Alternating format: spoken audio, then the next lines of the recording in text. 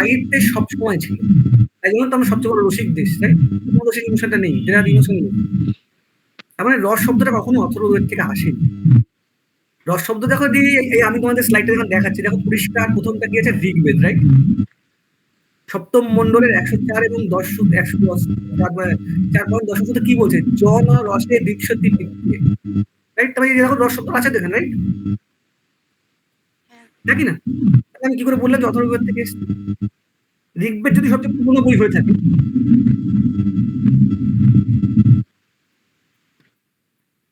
Right? তাহলে ঋগ্বেদ যদি সবচেয়ে পুরনো বই হয়ে থাকে, তাহলে অথর্ববেদ কি করে এক্সাম্পল হতে পারে? তাই তো? সো এইবার এই যে জিনিসটা আমি বোঝাই, পরীক্ষা ইজ ডিফারেন্ট, অরিজিনাল জানাটা ইজ ডিফারেন্ট। তোমাদের দুভাবেই জানতে হবে, সত্যিটা জানতে হবে। মিথ্যে চোখের সামনে ভাসবে, কিন্তু সত্যিটা জানতে হবে। তার মানে ঋগ্বেদ থেকেই রসের উৎপত্তি হয়ে গেছে। তাহলে লোকে অথর্ববেদ বলে কেন? তাই আমি সেটা জানলে জিনিসটা বুঝে গেলাম। তার প্রশ্ন হচ্ছে কি, আমি তোমাদের ঠিক আগের স্লাইডে দেখিয়েছিলাম যে রস কিন্তু 4 রকম, সুকল, রাইট? তার মানে যে খাদ্যদ্রব্যের টেস্ট, সেটা যদি রস হয়, সেটা ঋগ্বেদে প্রেজেন্ট।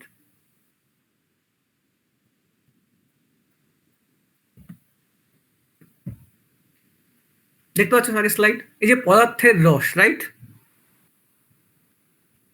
হ্যালো? তাহলে এই যে পদার্থের রস, রাইট? তার মানে এই যে পদার্থের যে টেস্ট, এই টেস্টের সমস্ত কথা কিন্তু ঋগ্বেদেই আছে। যে অগ্নি, তুমি এত ভালো জিনিসটা নিয়ে টেস্ট করো, উপরে আমাদের উপরে আশীর্বাদ বর্ষিত করো, ঠিক আছে? কিংবা সোমরসের টেস্ট, রস যদি ভালো না হয়, সোমরস না, তো নামটা তো সোমরস, রাইট? রস তো অলরেডি আছে। রস শব্দটা কখনো অথর্ববেদ থেকে আসেনি, রস শব্দ বরাবরই ছিল। কিন্তু আজকে আমরা যে রস নিয়ে আলোচনা করছি, যে রসের ভাগ, যে রসটা সোকল ফিলিংস রস, ঠিক আছে? তো সেইটাই সবচেয়ে বেশি ফোকাস করা হয়েছে অথর্ববেদে প্রথমবার। ওকে, তো সবচেয়ে বেশি ফোকাস করা হয়েছে, এর মানে নয় কিন্তু যে অরিজিন হয়েছে। মানে শুধুমাত্র ফোকাস অর্থেই অথর্ববেদ ঠিক হতে পারে। ওকে, এরপরে দেখো কঠ উপনিষদ, তৈত্তর উপনিষদ, সব জায়গাতেই কিন্তু দেখো যে রূপং রসং গন্ধং শব্দ, সবই দেখো, যাই তুমি এখন এতক্ষণ বললাম, এই সবই দেখো রস বৈশ্বাহ রস হবাং লব্ধাবন্তি ভবতি। তো এই যতই কথাবার্তা, মানে হে হে ঈশ্বর, তুমি আমাদের রসবতী করো, আমাদের মধ্যে যেন ফিলিংসটা গুড থাকে সবসময়, রাইট? তাহলে সবকিছুই কিন্তু পুরোনো দিনের মধ্যে জিনিসপত্র ছিল। তাহলে আমরা এখান থেকে কি শিখলাম? যে পরীক্ষায় আসবে যে কোন বেদ, মানে কোথা থেকে রসের প্রথম উৎপত্তি, অথর্ববেদ থাকবে, টিক দিয়ে দেবে, কারণ নাম্বার পেতে হবে, রাইট? কিন্তু সত্যিটা জেনে রাখো যে অ্যাকচুয়ালি ওখান থেকে আসেনি। ওকে, বুঝতে পারলো? তার মানে কখনো যদি কারোর সামনে কোনোদিনও কথাটা বলো, যে যদি তোমাকে কেউ কোনোদিন কোশ্চেন করে তোমাদের যে রসের উৎপত্তি কোথা থেকে হয়েছে, কখনোই কিন্তু বলবে না অথর্ববেদ। কি উত্তর দেবে? ঋগ্বেদ থেকেই এসছে। ওকে, কিন্তু যদি পরীক্ষায় যেহেতু তোমাদের নাম্বার পেতে হবে, এখন ইউজিসিদের সাথে মারামারি করা খুব ডিফিকাল্ট হয়ে যাচ্ছে, কারণ বেশি অজ্ঞতা ভরে যাচ্ছে। তো সেক্ষেত্রে অথর্ববেদটা টাইপ ঠিক করে দিও। কিন্তু লোককে যখন ভবিষ্যতে শেখাবে কিংবা লোকে কাউকে কিছু বলতে হবে, তখন কিন্তু বলবে ঋগ্বেদের, এবং তার আগে থেকেও জানা যায় এটা। ওকে, ডান। এবার এই দেখো যে যেভাবে আস্তে আস্তে একটা সাবজেক্টের ডেভেলপ হয়। তো আজকে যদি তোমাদের কোনো লিটারেচারের বন্ধু থাকে, বাংলা, ইংরেজি, ঠিক আছে, সংস্কৃত, তাহলে কোনো জিজ্ঞেস করবে যে রস তারা কি চোখে দেখে, তখন তারা বলবে যে আমাদের একটা সেমিস্টার রসই পড়তে হয়। তোমাদের যদি 4টে কোশ্চেন পড়তে হবে, ওদের কিন্তু একটা সেমিস্টারে 100 নম্বর শুধু রসতত্ত্ব পড়তে হবে। তার মানে এটা কিন্তু একটা বিশাল বড় সাবজেক্ট, ইটস এ সাবজেক্ট, রসতত্ত্ব, রাইট? সিদ্ধান্ত। এটা কিন্তু সকল ওই মিউজিক লাইনে 2টো কোশ্চেন পড়লাম এরকম নয়। ওকে, তার মানে একটা বিশাল বড় সাবজেক্ট। হ্যাঁ, সেখান থেকে আমাদের জিসটা পড়তে হবে কেন না, আমাদের মিউজিক সাবজেক্টটাও কিন্তু ওই রসেরই জিনিস, রাইট? তুমি যদি ভালো করে ফিল এবং লোককে ফিল না করতে পারো এবং না দিতে পারো, তাহলে আলটিমেটলি সাবজেক্টের value is equal two 0, right? হ্যাঁ কি না, বুঝতে পারছো তো? ওই যে বললাম যে পটল চাষ ওখানে মতো, যে যতই বলা আমায় কোকা কোলা, কারণ হবি তুই আমার বোকা বলা, তুই আমার কোকা কোলা কি করে হতে পারিস, রাইট? তো এই যে এক্সাম্পল, এই কথাগুলোই হচ্ছে সেই ধ্বনিবাদ থেকে এসছে, যে না তুমি এক্সাম্পল কেমন দাও, আর সেই এক্সাম্পলটা লোকে কেমন নেয়।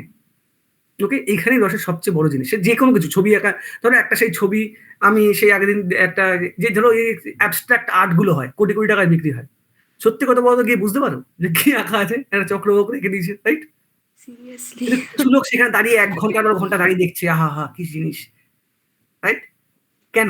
কেননা ওই ছবির সাথে তারা কিছু একটা কানেক্ট করতে পারছে, আমরা পাচ্ছি না। এটা আমাদের কাছে একটা ভ্যালুলেস। তারা কানেক্ট করতে পারছে, তারা ২০ টাকা দিয়ে ছবিটা কিনে চলে যাচ্ছে। বুঝতে পারছো কি? আজকে একজন বড় নামী শিল্পী ক্লাসিক্যাল মিউজিকের, সে সারারাত্রি করে তান গেয়ে গেল, লোকের পছন্দ হলো না, মানে সাধারণ লোকের তো পছন্দ হয়ই না, তারা খারাপই বলে। এবং সেই লোকই যখন একটা বাউল গান শোনে, তারা কেঁদে কেটে ভাসিয়ে দেয়, রাইট? কিংবা অরিজিৎ সিং গান করছে, নিজের কিন্তু পাঠিয়ে দিচ্ছে।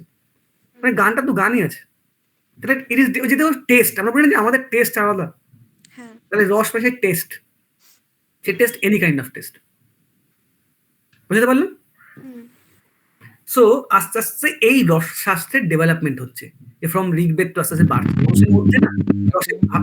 লোকসঙ্গীতের কথাটা যেটা বললেন, মানে ওটা হচ্ছে ওই যেটা টেস্টের থেকেও বড় কথা হয়তো হতে পারে বিষয়টা যে বিভিন্ন, যেহেতু এটা লোকসঙ্গীত বা মানুষের গান বা প্রত্যেকটা জীবনযাত্রার যে গানগুলো আমরা শুনে থাকি, সেই কারণেই হয়তো মানুষ খুব ক্লাসিক্যাল মিউজিকের থেকেও তাড়াতাড়ি কানেক্ট করতে পারছে, right?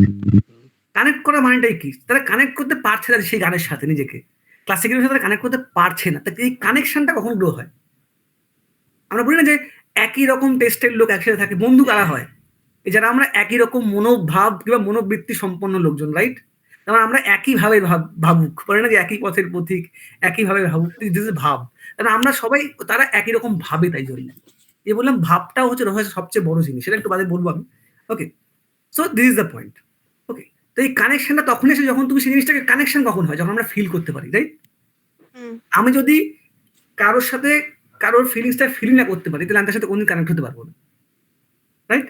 So this is the point. Okay, so একটা সাবজেক্ট আসলে ডেভেলপ হচ্ছে। তো তারপরে ঠিক এই যে এই বৈদিক যুগের পরে প্রথম যে সাহিত্য আসলো, তারা সেটা কি, সেটা রামায়ণ মহাভারত। ওকে, এবং তার সাথে অ্যালাইড এই কামসূত্র কিংবা আদার্স যে সমস্ত নাট্যশাস্ত্র, সেসব শাস্ত্রগুলো আসা শুরু করলো। তারা না এই রসটাকে অন্যভাবে দেখা শুরু করলো। আজকের দিনে যে আমরা রস আলোচনা করছি যেভাবে, ঠিক এই ভাবটা তখন থেকে শুরু হয়ে গেছে। আজকে অনেকে বলবে যে রসশাস্ত্রকার প্রথমে কে, সবচেয়ে প্রথমে সিদ্ধান্ত কে নিয়ে এসছে? আবার বললাম যে লোকে বলবে ভরত নিয়ে এসছে, ভরতের নাট্যশাস্ত্রে আছে, রাইট? কিন্তু এটা সর্বৈব ভুল। প্রথম সমস্ত রসের ডিটেলস পাওয়া যায় রামায়ণ। ওকে, দেখো, ডিটেল দেওয়া আর সেটাকে থিওরাইজ করা কিংবা সেখান থেকে একটা নিয়ম বানানো, এই দুটো কিন্তু আলাদা জিনিস, রাইট? সবসময় তো রামায়ণ অপশনেও থাকে না, বা অন্যান্য গুলো অপশনে থাকে না। এই বললাম যে থাকে, ব্যাপারটা হচ্ছে অজ্ঞানতা আর সত্যি কথার মধ্যে একটা বেসিক পার্থক্য আছে। ওই জন্য পরীক্ষা ইজ ডিফারেন্ট, সেইভাবে পড়তে হবে। আর সত্যি যখন পড়বে, পড়াটা সত্যি ভালো।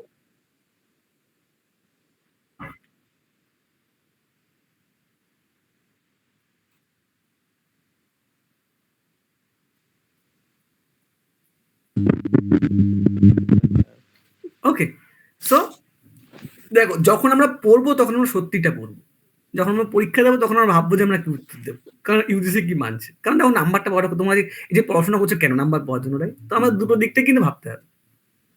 তাই বলে আমরা শুধু মিথ্যেটা জেনে মিথ্যে পরীক্ষা দিলে কিন্তু সেটা মিথ্যেই থেকে যাবে। ওকে, ওকে, গেল, বাদ দাও। তো এই যে রামায়ণে এবং বাকি সময় যে এই রস সম্বন্ধে এত ভাবা হলো, দেখো নিউটন, তোমরা জানো তো যে নিশ্চয়ই মাধ্যাকর্ষণ শক্তি ডিসকভার করেছে। নিউটন কি ওই সকল ডিসকভারের আগে কি আপেল কি নিচে পড়তো না? উত্তরটা বরাবরই পড়ে আসছে, তাই তো? কিন্তু নিউটন প্রথম কি করলেন, উনি ওইটা একটা ফর্মুলা করলেন যে কেন পড়ছে কিংবা পড়লে কিরম ভাবে পড়বে, তার উনি একটা ফর্মুলা দিলেন, right? It's a law, right? Newtonian law, আমরা বলি না? তার মানে রস সম্বন্ধে আলোচনা করা আর রসের একটা ফর্মুলা দেওয়া, এই দুটো কিন্তু ডিফারেন্ট জিনিস। দেখো, এই যে ঋগ্বেদের রস নিয়ে আলোচনা করছে, শুরু করে দেখো কামসূত্রের রস নিয়ে আলোচনা করছে, কালিদাস রস নিয়ে আলোচনা করছে। আলোচনা করা আর সেটাকে অ্যাকচুয়ালি মানে সূত্র বানানো, ল বানানো, সেটা কিন্তু ডিফারেন্ট। আজকে ভরত হচ্ছে সেই প্রথম লোক যিনি রস সিদ্ধান্ত বা তার ল অফ রস উনি পস্টুলেট করলেন। উনি বললেন যে এই যে এতদিন ধরে রস সবাই করছিল, আমি এটাকে ফর্মুলেট করলাম যে এটা এই রকম হবে, এটা এই রকম হবে, এটা এইরকম হবে। ওকে, তাহলে ভরত হচ্ছে সেই শাস্ত্রী যিনি প্রথম রসসিদ্ধার সিদ্ধান্ত আনলেন, নট রস কিংবা কনসেপ্ট কিছু আনলেন। কারণ ভরত কিন্তু নিজের বইতে পরিষ্কার বলছেন রস উনি আনেননি। উনি বলার আগে দুহিন ব্রহ্মা কথাটা বলেছেন, তার আগে আরো ওনার পূর্ববর্তী শাস্ত্রী তারা সবাই কিন্তু রস সম্বন্ধে বলে গেছেন। উনি নিজের নাট্যশাস্ত্রের চ্যাপ্টার নম্বর 6 তে কিন্তু পরিষ্কার বলছেন যে আমি রস সম্বন্ধে কিছু বলছি না। রস আমার আগে মানে বলার আগে থেকেই আছে। আমি কি করেছি?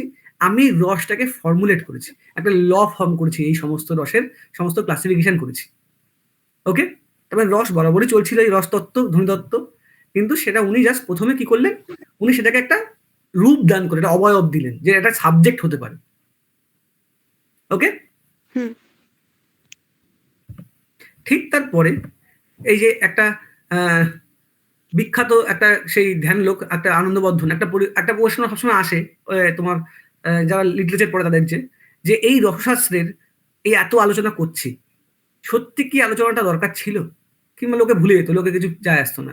১ম যে ব্যক্তি তার নাম হচ্ছে আনন্দবর্ধন। ঠিক আছে? এবং হচ্ছে অভিনবগুপ্ত। এই দুটো নাম সবসময় মনে রাখবে যে আনন্দবর্ধন এবং অভিনবগুপ্ত এই দুজন লোকের জন্য কিন্তু আজকে এই সো কল ভারতীয় ধারা মানে ভরত যে একটা একটা এই সিদ্ধান্ত দিয়ে একটা সাবজেক্ট বানানোর চেষ্টা করলেন, রস যে একটা আলাদা সাবজেক্ট হতে পারে, সেটার কিন্তু প্রচারক এবং সেটার ডিটেল ডেসক্রাইবার কিন্তু যে তোমার আনন্দবর্ধন এবং হচ্ছে গিয়ে তোমার অভিনবগুপ্ত। তা এই যে ধন্যালোক, এই যে দেখো এই বইটার নাম হচ্ছে, আমি আমার স্লাইডে এখন দেখা যে বইটার নাম থেকে কোট করা আছে, সেটা হচ্ছে ধন্যালোক, রাইট? তুমি দেখতে পাচ্ছ স্লাইডটা? হ্যাঁ স্যার। তো দেখো এই বইটার নাম হচ্ছে ধন্যালোক। ধন্যাম কথাটা সে ধ্বনি, এই বলো না ধ্বনিবাদী, right? Hmm. How it sounds. তাই এই ধ্বনিবাদীর যে সবচেয়ে বড় প্রচারক তিনি হচ্ছেন আনন্দবর্ধন। তার এই বইটির নাম হচ্ছে ধন্যালোক।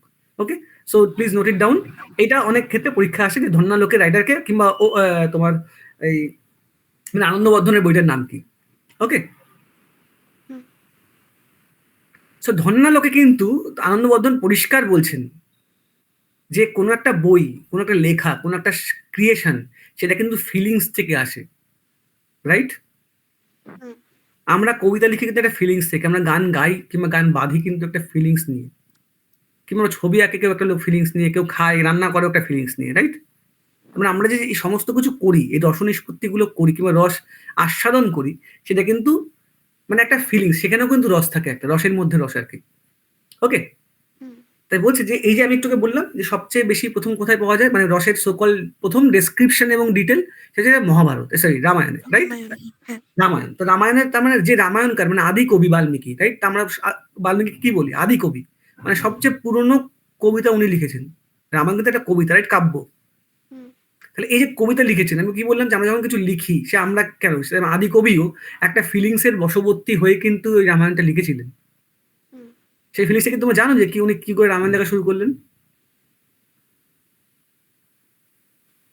না, এইটুকু জানি যে বাল্মীকি মুনি তো আগে দস্যু রত্নাকর ছিলেন। হ্যাঁ, তাহলে উনি তারপর হঠাৎ করে এত সুন্দর একটা কাব্য কি করে লিখলেন? হ্যাঁ বলছেন যে মানে আমরা প্রত্যেকে হচ্ছে ফিলিং ডিরাইভড, আমরা এবং ড্রাইভড, আমরা ফিলিং থেকে জন্ম নিয়েছি। আমার মা বাবার ফিলিং ছিল বলে আজকে আমি জন্মগ্রহণ করেছি, রাইট? হুম। আমার ফিলিং আছে বলেই কিন্তু আমি এগিয়ে যাচ্ছি পৃথিবীতে। মানে আমরা প্রত্যেকেই বেসিক্যালি, আমি আমাকে এক্সাম্পল দিলাম একটা। সো আমরা প্রত্যেকে ফিলিং ডিরাইভ এবং ফিলিং ড্রাইভড। ওকে, তো মহাকবি বাল্মীকি তিনি একদিন তমসা নদীতে চান করে সবে ঘরে ফিরবেন, সেই সময় উনি দেখছেন যে ঠিক দূরে মানে দুটো সারস পাখি, একটা ছেলে একটা মেয়ে, তারা জাস্ট প্রেম প্রেম আলাপ করছে, দুটো সারস পাখি। হুম। ওকে, জাস্ট মিলনের ইচ্ছায় তারা জাস্ট প্রেম এসে করছেন। তো মহাকবি বাল্মীকি দেখে না খুব মানে বিভোর হয়ে গেছেন, মানে ওনার সম্বন্ধে ভাবতে শুরু করেছেন যে আহা হা হা কি সুন্দর, কত সুন্দর ভালোবাসা, রাইট? তা উনি ওনার মতন একটা জায়গায় উনি একটা মানে নিজের ভাবে বিভোর হয়ে গেছে। সেই সময় হঠাৎ করে এক ব্যাধ ওই ছেলেটাকে মানে ছেলে যে সারস সারস। পাখি, তাকে জাস্ট তীর মেরে ফেলেছে। ওকে, এবং ওই তারপরে যে মেয়ে সারসটা, তার যে চিৎকার মানে তার যে বিরহ চিৎকার, সেইটা হচ্ছে মহাকবি বাল্মীকির মনে একটা খুব করুণ রস মানে বেদনা, রাইট? যে খুব কষ্ট হয়ে গেছে, যে কি হা হা কি সুন্দর প্রেম করছিল রে, তুই মেরে দিলি। হুম। তাই উনি ব্যাধকে কি বললেন? এই শব্দটা বললেন যে তুই হচ্ছে নিরস, তুই সেই নিরস যে ওদের ভালোবাসাটা বুঝলি না, না ওদের যেই ভালোবাসার ভাব, এত ভালো ফিলিংস তুই বুঝলি না, তুই নিরসের মতনই জাস্ট এই ভালোবাসার মাঝখানে ওদের মেরে দিলি। সেই যে বিরহ ওনার মধ্যে হলো, এই জন্য বাল্মীকি বলে যে ক্রৌঞ্চ বিরহী কবি। ক্রৌঞ্চ মানে সারস পাখি, ঠিক আছে? তো ওই বিরহের সকল গাথাই কিন্তু আজকে রামায়ণ। আজকে রামায়ণ কিন্তু সীতার বিরহ গাথা, রামের গ্লোরি গাথা নয় কিন্তু।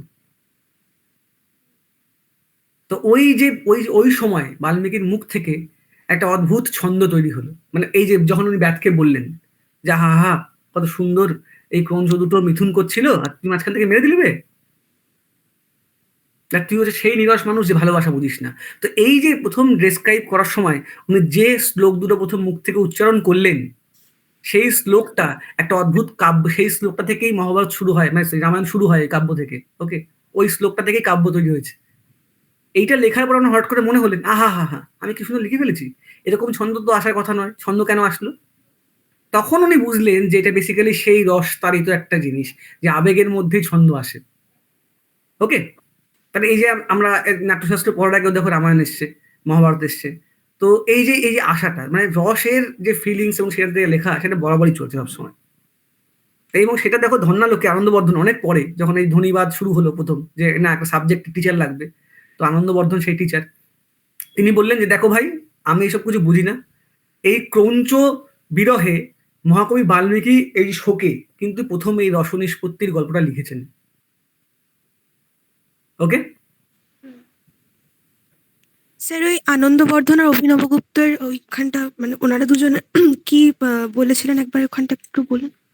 মানে ওনারা হচ্ছে ওই আনন্দবর্ধন কি বলছেন, আনন্দবর্ধন বলছেন অ্যাকচুয়ালি এই যে ধ্বনিবাদ, মানে আমি এতক্ষণ ধরে যে বলছি না, অ্যাকচুয়ালি রসবাদ বলে কোনো শব্দ হয় না, ইটস এ ধ্বনিবাদ। ওকে, হুম। যে পৃথিবীতে সবকিছু কেমন ভাবে ফিল হবে। ওকে, পৃথিবীতে কিছু, তো এই ধ্বনিবাদের প্রথম যে প্রবর্তক প্রচারক, মানে সবচেয়ে বড় প্রচারক, মানে উনি যে চারদিকে সব দিকে ছড়িয়ে দিয়েছেন যে একটা সাবজেক্ট হতে পারে, উনি চারদিকে সবাইকে পড়িয়েছেন বুঝিয়েছেন, তো তিনি হচ্ছে আনন্দবর্ধন। ঠিক আছে, তো তিনি তার বই ধন্যালোকে বলছেন দেখো ভাই রসটা কিন্তু, যে হ্যাঁ আগে ভরত বলেছে কিংবা তার আগে ইত্যাদি সাবজেক্ট হচ্ছে, কিন্তু তার আগেও রামায়ণে কিন্তু, মানে এই যে বাল্মীকি কবি, তিনি কিন্তু প্রথম ওই রামায়ণটাই বেসিক্যালি একটা রস ডিরাইভ জিনিস।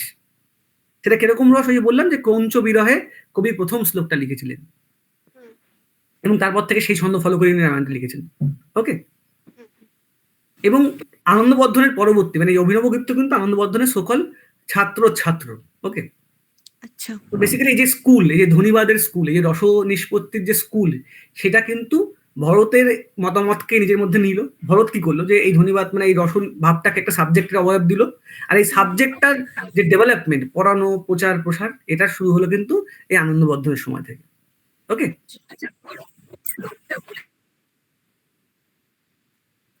ভরতের হয়তো এখন আসলো একটু বাদে। ঠিক আছে, ভরত এখন এসে পৌঁছায়নি। ওকে, সো তো এরপরে যেটা হলো, যে এই যে বলো না একটু আগে পরীক্ষায় যে সবসময় একটা কোশ্চেন আসে, সেই কোশ্চেনটা কি, যে রসবাদের জনক কে, কিংবা হচ্ছে তোমার ওই যে রস শব্দটা প্রথম কোথায় পাওয়া যায়। তো এইটা যেখান থেকে মানুষ কনফিউজ হয়ে, মানে নেট ইউজিসি বলো কিংবা যেখান থেকে, সেটা হচ্ছে এই যে এখন যে শ্লোকটা আছে সেই শ্লোকটায়। ঠিক আছে, তো সেই শ্লোকটায় ভরত কি বলছেন, বলছেন যে উনি নাট্যশাস্ত্র লিখেছেন, সেই নাট্যশাস্ত্র বেসিক্যালি 4টে এলিমেন্ট থেকে তৈরি। তার মধ্যে পাঠ্য পোর্শন যেটা, সেটা উনি ঋগ্বেদ থেকে নিয়েছেন। গান যে পোর্শনটা, সেটা উনি সামবেদ থেকে নিয়েছেন।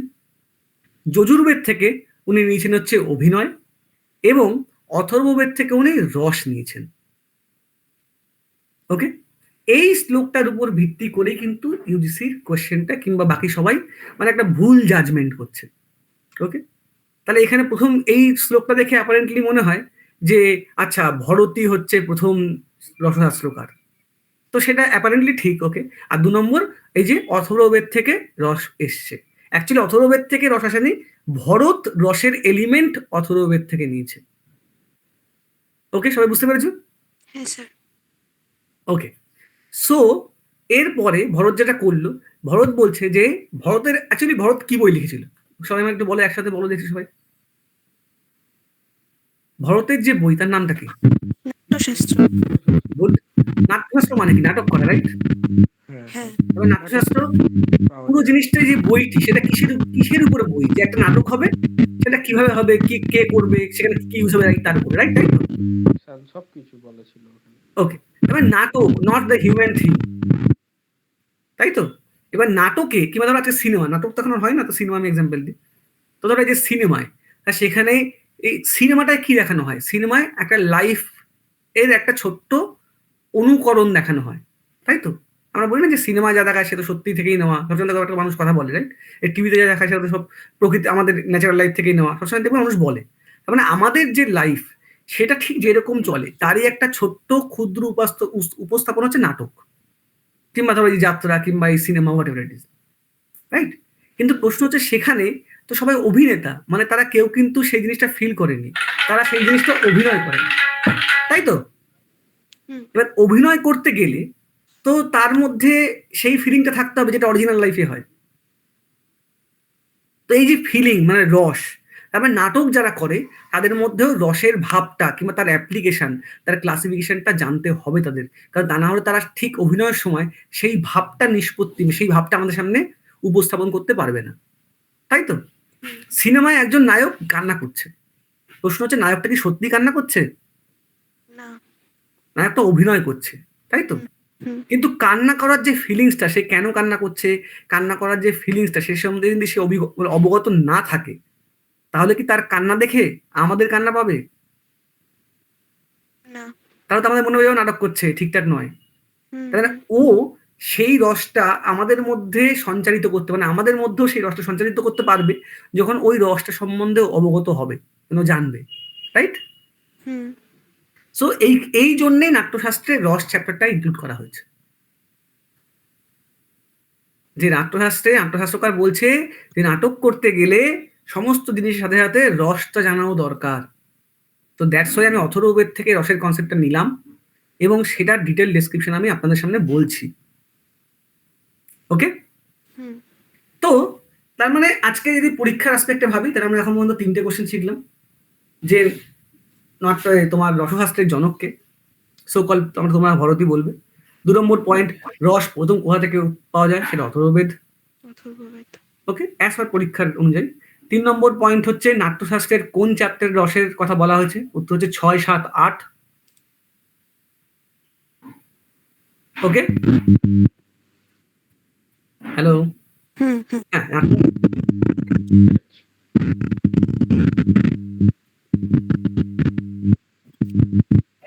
আচ্ছা। তো দেখো, মূর্ত অমূর্ত রস বলে কিছু হয় না। রস বলে মূর্ত অমূর্ত কিছু হয় না। মূর্ত অমূর্ত ভাব হয়। ওকে, তো ভাব মানে এই যে ধরো কি ভাবে, আমি এই রিসেন্টে, আচ্ছা এই চন্দন একটুখানি মাইকটা অফ করো, ঠিক আছে? তোমার কিন্তু প্রচুর আওয়াজ আসছে। ওকে, আচ্ছা। তো আমাদের একটা সুন্দর গান আছে, যে মাগো চিন্ময়ী রূপ ধরে আয়, রাইট? সরি, মৃন্ময়ী রূপ ধরে আয়, চিন্ময়ী রূপ ধরে আয়। মৃন্ময়ী রূপকে ডাকিমা দুর্গা বলে, রাইট? হ্যালো, এই হ্যাঁ। গানটা কেউ শুনেছে কি? হ্যাঁ। হ্যাঁ, তা আমরা যদি এই গানটা ভাবি, তাহলে আজকে যে দুর্গা প্রতিমাটা আমরা বানাচ্ছি সেটা তো মাটির একটা পুতুল, হুম, তাই তো? হুম। তাহলে সেইটা হচ্ছে সেই মৃন্ময়ী, মৃৎ কথা থেকে যেমন থেকে মাটি এসছে, তেমন মূর্ত কথাটা মৃৎ থেকেই এসছে। ওকে, তার মানে সো কল যেটা তোমার চোখের সামনে প্রথম আসবে সেটা হচ্ছে মূর্ত ভাব। ওকে, তার মানে আমি যে জিনিসটা দেখবো, যে জিনিসটা আমি মানে হাতে, আমি চক্ষু কোণ নাসিকা জিহ্বা ত্বক, যে আমাদের যে এইটা অনুভূত হবে সেটা হচ্ছে মূর্ত। ওকে, আমরা দেখবো একটা সুন্দর একটা বাংলা একটা প্রবাদ আছে, তার মানে হচ্ছে আমরা বলি না মূর্তমান শয়তান। হ্যাঁ। তার মানে মূর্তমান, যে শয়তানকে চোখের সামনে তোকে দেখছি তো পুরো শয়তানের মতন, রাইট? হ্যাঁ। হ্যাঁ। তার মানে এই এটা কত সুন্দর কথা, যে আমরা বলছি যে একদম সাক্ষাৎ মূর্তিমান। আমি বলি না যে মূর্তিমান শয়তানকে, মূর্তিমান ভগবান। তার মানে কি, যে মূর্তি, তার মানে যাকে একটু চোখের সামনে দেখতে পাচ্ছি কিংবা ফিল করতে পারছি। সো যখন কোনো ভাব আমরা চোখের সামনে দেখে ফিল করতে পারি, কিংবা এই যে আমাদের যে যে ইন্দ্রিয় সেটা দিয়ে আমরা ফিল করতে পারি, সেই জিনিসটার নাম হচ্ছে মূর্ত। ওকে, আর এই যে বললেন যে মাগো, তাহলে মৃন্ময়ী রূপটা ছিল মায়ের মূর্ত ভাব, কিন্তু ওই ওই পুতুলের মধ্যে যখন আমরা দেবত্ব আরোপ করি, কিংবা আমরা যে মনে মনে ফিল করি, রাইট? যে হুম, হা হা হা, যে এর মধ্যে এটাই দেবী দুর্গা, রাইট? হুম। তো সেটা হচ্ছে বিমূর্ত ভাব, যেটা সকল দেখাশোনার থেকেও ফিল করাটা বেশি ইম্পর্টেন্ট, রাইট? আমাদের মনের মধ্যে জাগে। ওকে, এই যে আমরা বললাম যে অ্যাবস্ট্রাক্ট আর্ট, তার মানে আর্টটা ইম্পর্টেন্ট নয়, আর্টটা দেখে আমাদের মধ্যে কি মনে হচ্ছে, সেই অ্যাবস্ট্রাক্ট থিং। ওকে, তার নাম হচ্ছে বিমূর্ত। হ্যালো, ক্লাস হচ্ছে, ক্লাস হচ্ছে। বেরোবো পরে।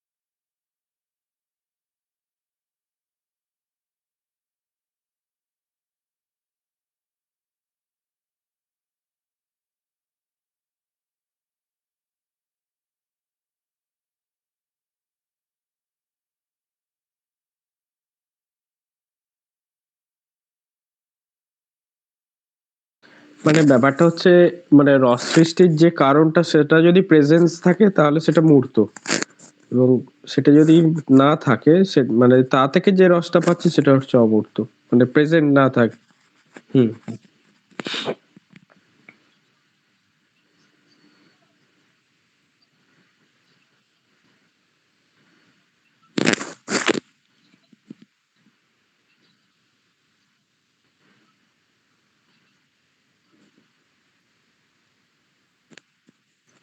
হুম হুম হুম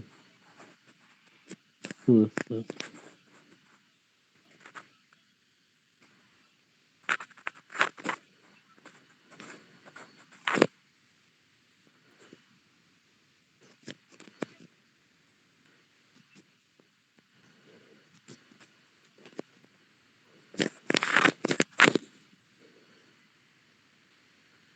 হ্যাঁ, মানে কিয়দাংশে ঠিক। মানে ঠিক থাকে, এটা ঠিক থাকে। ওকে, ওকে, তো এটা গেল মূর্ত, বিমূর্ত সবকিছু আছে। ওকে, তো এই যখন ভরত, যখন আচ্ছা ভরত পর্যন্ত চলে এসেছি, তাই তো? তার এবার দেখো ভরত পর্যন্ত আমরা চলে এসেছি। তার মানে ভরত এসে প্রথমে কি বলছি, ভরত এই জিনিসটাকে ফর্মুলেট করেছে, তাই তো? তার মানে ভরত এই পুরো রস সিস্টেমটাকে একটা নতুন রূপ দিলেন সাবজেক্টের। যখন সাবজেক্ট থাকবে, তা সেখানে তো একটা বই থাকবে, চ্যাপ্টার থাকবে, যেমন আমরা পড়ি, রাইট? সেখানে টপিক থাকবে, ক্লাসিফিকেশন থাকবে, তাই তো? তা ভরত হচ্ছে প্রথম ব্যক্তি যে এই রসটাকে একটা ক্লাসিফাই করলেন। তিনি কি বললেন, যে আমার আগে রুহিন ব্রহ্মায় কথাটা বলেছে, আমি তার কাছ থেকে নিলাম, আমি রামায়ণ থেকে নিলাম, আমি সব জায়গা থেকে নিয়ে, এবং এই যে পুরো রস সিস্টেমের যে ভাব সেটা আমি অথর্ববেদ থেকে নিলাম। এই প্রসেস নিয়ে আমি জিনিসটাকে একটা নতুন সাবজেক্টের রূপ দিচ্ছি। তো উনি কি করলেন, উনি রসকে ডিফারেন্ট ডিফারেন্ট চ্যাপ্টারে ভাগ করলেন। রসের মানে রসটাকে ডিফারেন্ট ডিফারেন্ট ডেফিনেশনে ভাগ করলেন, যে রস এই এই টাইপের হতে পারে। ওকে, কিংবা এই রসটা, যে আমি টাইপটা বলছি, সেই টাইপটা কার আসপেক্টে বলছি, যেটা কিভাবে আমি বলবো। তো তখন উনি দেখলেন যে সাধারণত আমরা হিউম্যান বিং এর মধ্যে মানে কিছু ভাব, মানে আমরা কিছু ভাব কমন, বড্ড কমন। তো উনি কমন যে সেন্টার, আমি বলি যে সব জায়গায় পৃথিবীর কোন সাবজেক্ট তৈরি করতে গেলে সেটা একটা ইউনিফাইড, মানে কোন ল তৈরি করতে গেলে সেটাকে সর্বজন গ্রাহ্য হতে হয়, রাইট? কারণ আজকে আমার ফিলিংস তোমাদের ফিলিংস যদি আলাদা হয়, তাহলে সেটা কখনো কোনো সাবজেক্টের মধ্যে ইনক্লুড করতে পারবো না, সেটা সবসময় ব্যতিক্রম থেকে যাবে।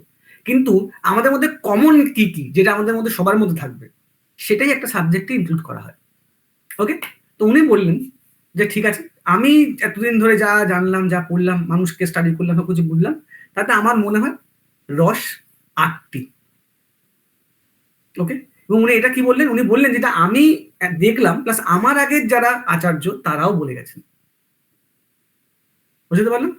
তো উনি কি বলছেন, মানে বেসিক্যালি এই ধারাটা অনেকদিন ধরেই চলছিল। কি বললেন, একটা সাবজেক্ট ডেভেলপ অলরেডি হচ্ছিল। তো উনি সেটাকে অ্যাকচুয়ালি শিলমোহর দিলেন। উনি বললেন আমি ছাপিয়ে বের করবো, দেখো আমার বইতে লেখা হলো। Okay, this is a written word. তো উনি কি বললেন, যে রস ৮টি। প্রিন্সিপাল ফিলিং, এখানে রস মানে হচ্ছে the principal emotion, not feelings. Hello, শোনা যাচ্ছে? হ্যাঁ শোনা যাচ্ছে। হ্যাঁ, শোনা যাচ্ছে। আচ্ছা, তাহলে তো উনি কি বললেন, যে রস হচ্ছে ৮টি। তো এই যে রস শব্দটা যেখানে ভরত এই যে বললেন ৮টি, আমাদের কিন্তু প্রথম বুঝতে হবে, কারণ দেখো রসের এই সাবধানে আমাদের খুব সাবধানে এগুলো বলতে হবে। তো উনি এবং যারা এই রসশাস্ত্রী, মানে যারা এই সাবজেক্টটার টিচার এবং যারা এই মতামতগুলো লিখেছেন, তারাও কিন্তু নিজেদের মধ্যে কনফিউজ ছিলেন, কোয়েশ্চেন মার্ক দিয়েছেন। ওরা বলছেন যে আমার মনে হয়, লোকের কথা ভেবে দেখেছি এরকম হবে। ওকে, কিংবা এটা কি এরকম হবে, হলে এক্সাম্পলটা এরকম হবে। তার মানে প্রত্যেকেই অ্যাকচুয়ালি কনফিউজড, কারণ যেহেতু রস প্রত্যেকের, রস নিষ্পত্তি প্রত্যেকের আলাদা, রসের ভাবটা আলাদা। তো ওনারা এই কনফিউশন থেকে একটা কনক্লুশন আসলেন, যে আচ্ছা ভাই ঠিক আছে, এত মধ্যে যাবো না, তো আমরা একটা কমন সিস্টেম বানাই। তো ভরত কি করলেন, উনি বললেন যে এই যে প্রিন্সিপাল ইমোশন সেটা হবে ৮টা, মানে মুখ্য রস হচ্ছে ৮টি। পরীক্ষায় কোশ্চেন আসে দেখবে, তাহলে এখানে একটা কোশ্চেন আসে পরীক্ষায়, যে মুখ্য রস কটি অ্যাজ ফার ভরত, মানে ভরত কটি রস বলেছেন, কটি রস বলেছেন, উত্তর হবে ৮টি। ৮টি। কিন্তু প্রশ্ন হচ্ছে, তারপর একটা কোশ্চেন আছে, যে রসের সংখ্যা কটি, ওখানে ১ ২ ৪ ৫ ৬ থাকতে পারে, ৮ এবং ৯টি থাকতে পারে, ১০টি থাকতে পারে, ১২টি থাকতে পারে। কিন্তু প্রশ্ন হচ্ছে কোনটা ঠিক হবে, রাইট? অনেকে বলেন যে শান্ত রস কে প্রথম এনেছেন, ওটাকে নবরস বলা হয় তো, মানে এক্স্যাক্টলি। তার মানে হ্যাঁ। যে অষ্টরস সেখান থেকে যে নবরস আসলো কথাটা, তো এইটা একটা বড্ড ক্রিটিক্যাল কথা। অনেকে বলেন যে ভরত নবরস বলেনি, ভরত আটটি রসই বলেছেন এবং উনি অফকোর্স আটটি রসই বলেছেন। আর অভিনব অভিনব গুপ্ত পরবর্তীকালে শান্তরসটাকে এর মধ্যে অ্যাড করেছেন। কিন্তু প্রশ্ন হচ্ছে অভিনব গুপ্ত যে বইটি বিখ্যাত বই লিখেছেন সে বইটির নাম কি? অভিনব ভারতী। অভিনব অভিনব ভারতী। অভিনব ভারতী। অভিনব ভারতী জিনিসটা কি জিনিস? ওই হচ্ছে না, 10th সেঞ্চুরি। ঠিক আছে, ওকে, আমি মেনে নিলাম 10th সেঞ্চুরি। তো কিন্তু প্রশ্ন হচ্ছে গিয়ে অভিনব ভারতী অ্যাকচুয়ালি নাট্যশাস্ত্রের একটা কি টাইপের, এটা ইটস এ ডেসক্রিপটিভ, মানে টিকা টাইপের একটা বই। টিকা, হ্যাঁ টিকা। কিন্তু মজার কথা, সাধারণত টিকা বই নয় না, এটা অ্যাকচুয়ালি এই বইটি নাট্যশাস্ত্রের থেকেও বেশি ইম্পর্টেন্ট বই। ওকে, কারণ উনি এখানে শুধু টিকা লেখেননি, উনি এখানে অ্যাকচুয়ালি সমস্ত মতবাদকে নিজে হাতে প্রুফ করেছেন এবং নিজে হাতে সেগুলোকে খণ্ডন করেছেন, বলেছেন না এটা এরকম হতে পারে না, প্র্যাকটিক্যালি এরকম পসিবল নয়। ওকে, সেটা আমি একটু বাদে বলবো সেই জিনিসগুলো। ওকে, তো ভরত বললেন যে 8টি রস। 8টি কি কি রস? কেউ কি এখানে বলতে পারবে যে 8টি রস কি কি? বলে ফেলো। শৃঙ্গার, হাস্য, করুণ, রৌদ্র, বীর, ভয়ানক, অদ্ভুত আর হচ্ছে বিভৎস। বাহ! কেন এই 8টি রসই হলো? মানে ধরো আমি তোমায় বলি যে এই এত সুন্দর করে মুখস্থ ভাবে তুমি বললে জিনিসটা, কি করে, মানে এইটা কি মুখস্থ করেছো? মুখস্থ মানে এমনি পড়তে পড়তে হয়ে গেছে পরপর। গুড, এটা খুব ভালো জিনিস। তার মানে যে 8টি রস বলছেন, তার মানে কি বলছেন? শৃঙ্গার রস, তাই তো? প্রথম রসটি বললেন শৃঙ্গার রস। তারপর একটা হাস্যরস। তারপর একটা রৌদ্র রস। তারপর একটা করুণ রস। তারপর একটা বীর রস। তারপর একটা ভয়ানক রস। সবার শেষে হচ্ছে, না এটার কোনো পিপিটি নেই। ঠিক আছে, এটা যখন তুমি নোট দেবে, ঠিক আছে, তখন তুমি এটা ওদের তুমি করে দিও, ঠিক আছে? বাহ বাহ, তাহলে তো খুবই ভালো, তো অলরেডি অলরেডি অলরেডি পড়ে ফেলার কথা, ঠিক আছে? তো এই যে উনি রসের কথা বলছেন, আজকে ভাবো তো যে রসটা, এই শুধু এটাকে আমি আবার করে বলছি, রস কিন্তু মুখস্থ করার জিনিস নয়, রসটা বোঝার জিনিস, রাইট? আমি যদিও তোমাদের পার্সোনাল কোনো কোশ্চেন করতে চাই না, কিন্তু আমি তোমাদের একটা বেসিক জেনারেল একটা, তোমাদের মনেও আমি একটা ভাব জাগানোর চেষ্টা করছি। ওকে, আচ্ছা, আজকে যদি আমরা এই রসটাকে খুব ভালোভাবে প্র্যাকটিক্যালি, এত কিছু যে মুখস্থ করার কোনো দরকার নেই, আজকে যদি ভাবি, একটা গল্প দিয়ে ভাবি, ধরো আজকে একটি ছেলে একটি মেয়ের প্রেমে পড়েছে, রাইট? কারণ আমি প্রেম থেকে শুরু করলাম, কেন ভরত প্রথমেই বলছেন যে সমস্ত 8টি রসের মধ্যে সবচেয়ে বেস্ট রসটা হচ্ছে শৃঙ্গার রস। ওকে, তাহলে এই যে আরেকটা কোশ্চেন আসে পরীক্ষায়, যে সবচেয়ে প্রথম বেস্ট রস যেটা। প্রথম রস এবং সবচেয়ে বেস্ট রস। ওকে, তো সবচেয়ে বেস্ট পরীক্ষা আসে যে কোনটা প্রথম এবং কোনটা বেস্ট রস, উত্তর হবে শৃঙ্গার রস। ওকে, এবং উনি সেটাই আসছি, সেটা বলার জন্যই আসছি। ওকে, সেটা বলছি আমি। এবং আরেকটা কোশ্চেন আসে যে কোন রস থেকে বাকি সমস্ত রসের উৎপত্তি হয়েছে, উত্তর কোনটা হবে? তোমরা কি জানো কেউ? শৃঙ্গার। না, উত্তর হচ্ছে করুণ রস থেকে। আমি একটু আগেই গল্পটা বলেছিলাম যে মহাকবি কালিদাস এর মনে প্রথম যে রসটি এসেছিল সেটা কি রস? যে উনি দেখলেন যে এই যে সারসটাকে করুণ রস। হ্যাঁ, করুণ হ্যাঁ। রস। মনে রাখবে, করুণ রস থেকেই আমাদের মনে সব সব রস তৈরি হয়।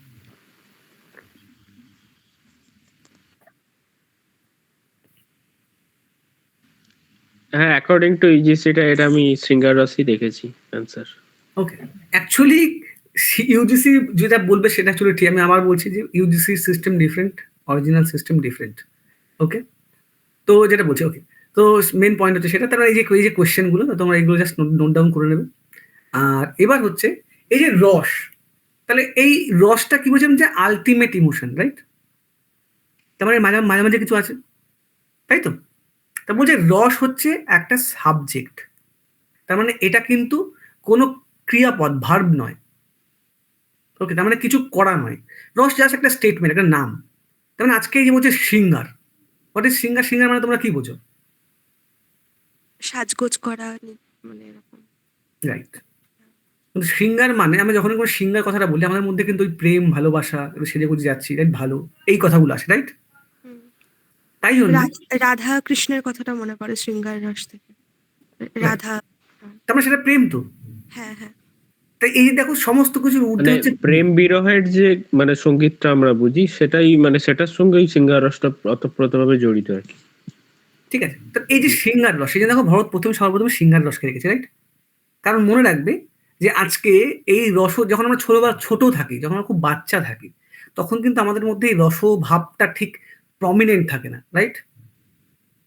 আজকে যারা ওয়েস্টার্ন এই রসতত্ত্ব আলোচনা করবে, যারা ওয়েস্টার্ন এই অ্যাস্থেটিক্স এর লোক, তারাও কিন্তু সবচেয়ে বড় পয়েন্ট, আজকে আর একটা পরীক্ষায় কোশ্চেন আসে যে এই তোমার নাম শোনো সিগমুন্ড ফ্রয়েড? তোমরা কি কোনো নাম শুনেছো এই লোকটির, সিগমুন্ড ফ্রয়েড? না। ওকে। তো পরীক্ষায় কোশ্চেন আসে যে ওয়েস্টার্ন রসশাস্ত্রের সবচেয়ে প্রমিনেন্ট লোক কে? তো তার নাম হচ্ছে সিগমুন্ড ফ্রয়েড। তো উনিও মানে বাকি সমস্ত ওয়েস্টার্ন স্কুল এবং আমাদের ইন্ডিয়ান স্কুল এটা মনে করে যে ভালোবাসা, প্রেম, এই ভাবটা না থাকলে কিন্তু রসের উৎপত্তি কিংবা ম্যাচুরিটি কখনো আসে না। ওকে। তাই আমরা যখন খুব ছোট থাকি স্যার তখন না, নামটা আরেকবার বলবেন? Sigmund Freud. আচ্ছা।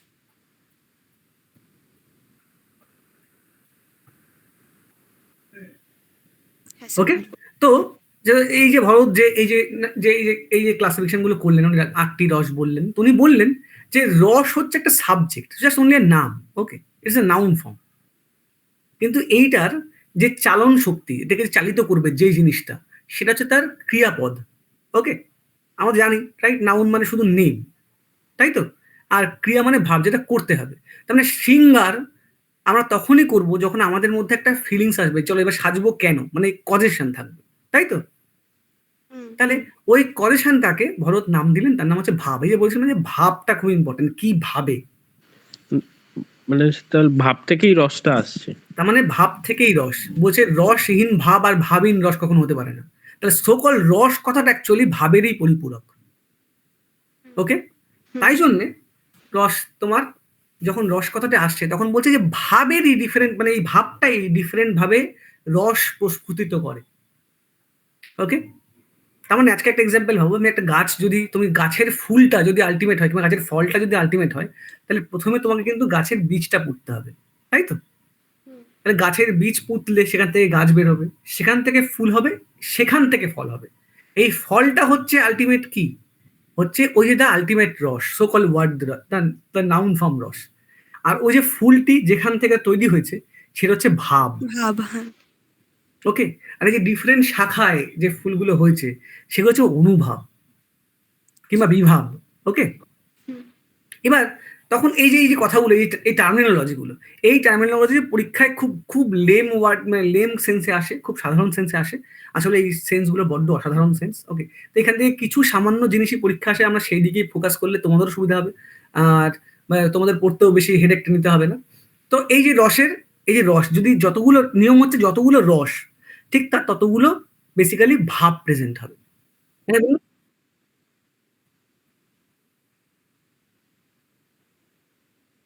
না, সেটা আমি বলবো, সেটা পরে এটা বলবো, ঠিক আছে? লাস্ট ইয়ার এসেছিল এই কোশ্চেনটা। ঠিক আছে। অ্যাকচুয়ালি এই যে ধরো এই যে কথাটা সুমিতা বললো এখনই, যে আচার্য বিশ্বনাথ বাৎসল্য রস বলেছেন, প্রথম হচ্ছে আচার্য বিশ্বনাথ বাৎসল্য রস বলে কিছু কথা বলেননি। আচ্ছা স্যার, এক মিনিট, এর তার আগের ইয়ারে একটা কোয়েশ্চেন এসেছিল যে হ্যাঁ কোন রসের কথা উল্লেখ করা হয়নি, তখন সেখানে বাৎসল্য রসটা করেছিলাম, মানে ওটা রাইট অ্যান্সার ছিল। হ্যাঁ, না না, দেখো আবার বলছি,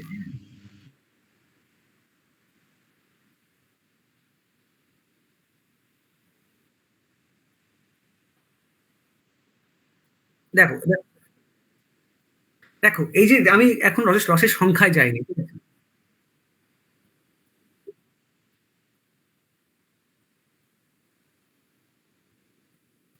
ব্যাপারটা দেখো, আমি রসের রসের সংখ্যা যখন বলবো তখন আমি এগুলো বলবো, ঠিক আছে? অ্যাকচুয়ালি একটা সাবজেক্ট ডেভেলপ হয়, তো তো সেইভাবে আমি যাচ্ছি। ওকে। তো ব্যাপারটা হচ্ছে তাহলে যখন এই যে ভরত যখন এই 8টি রস বললেন, তো উনি বললেন যে 8টি রসের মেন চালক শক্তিও 8টি। তারপর তার নাম কি দিলেন উনি?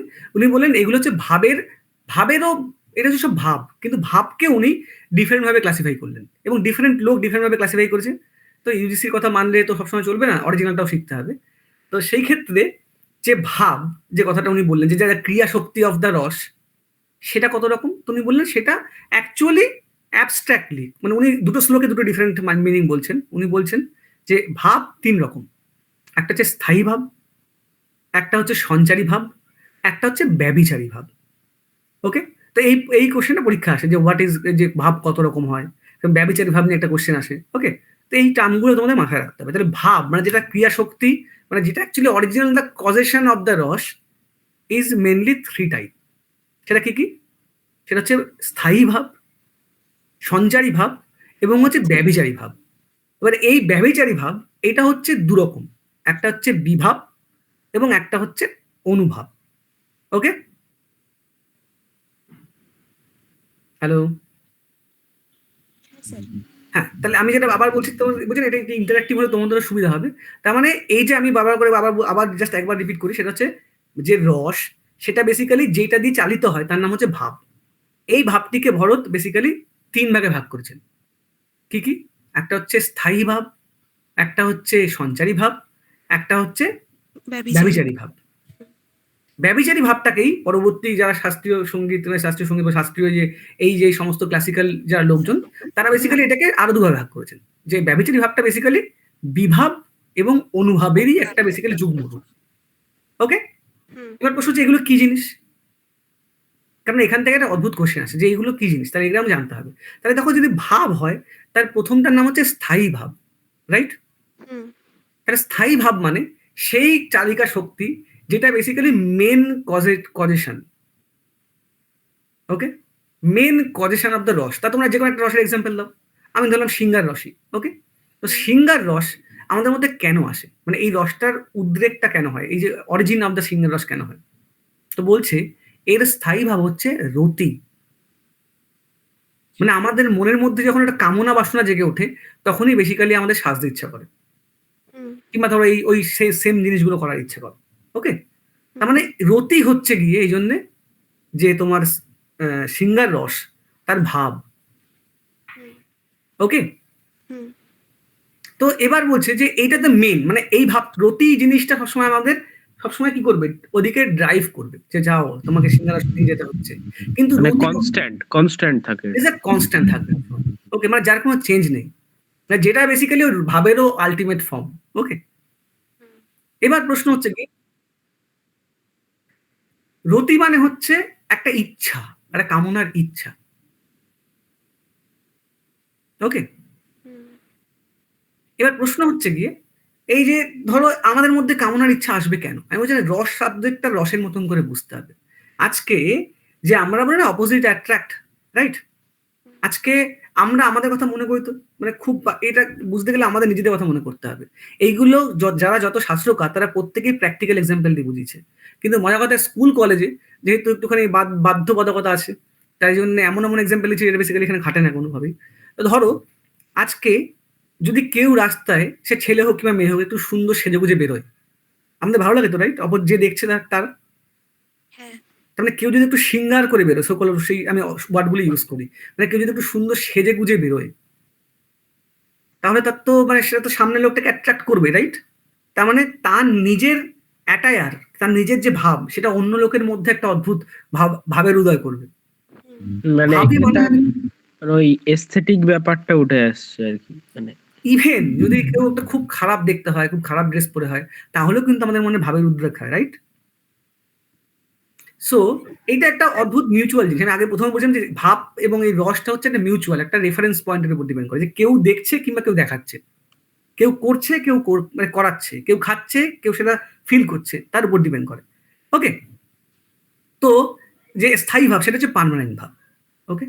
এবার তারপরে আর কি ভাব আছে বলছি? সঞ্চারী ভাব, তাই তো? দেখো নামটা হচ্ছে সঞ্চার।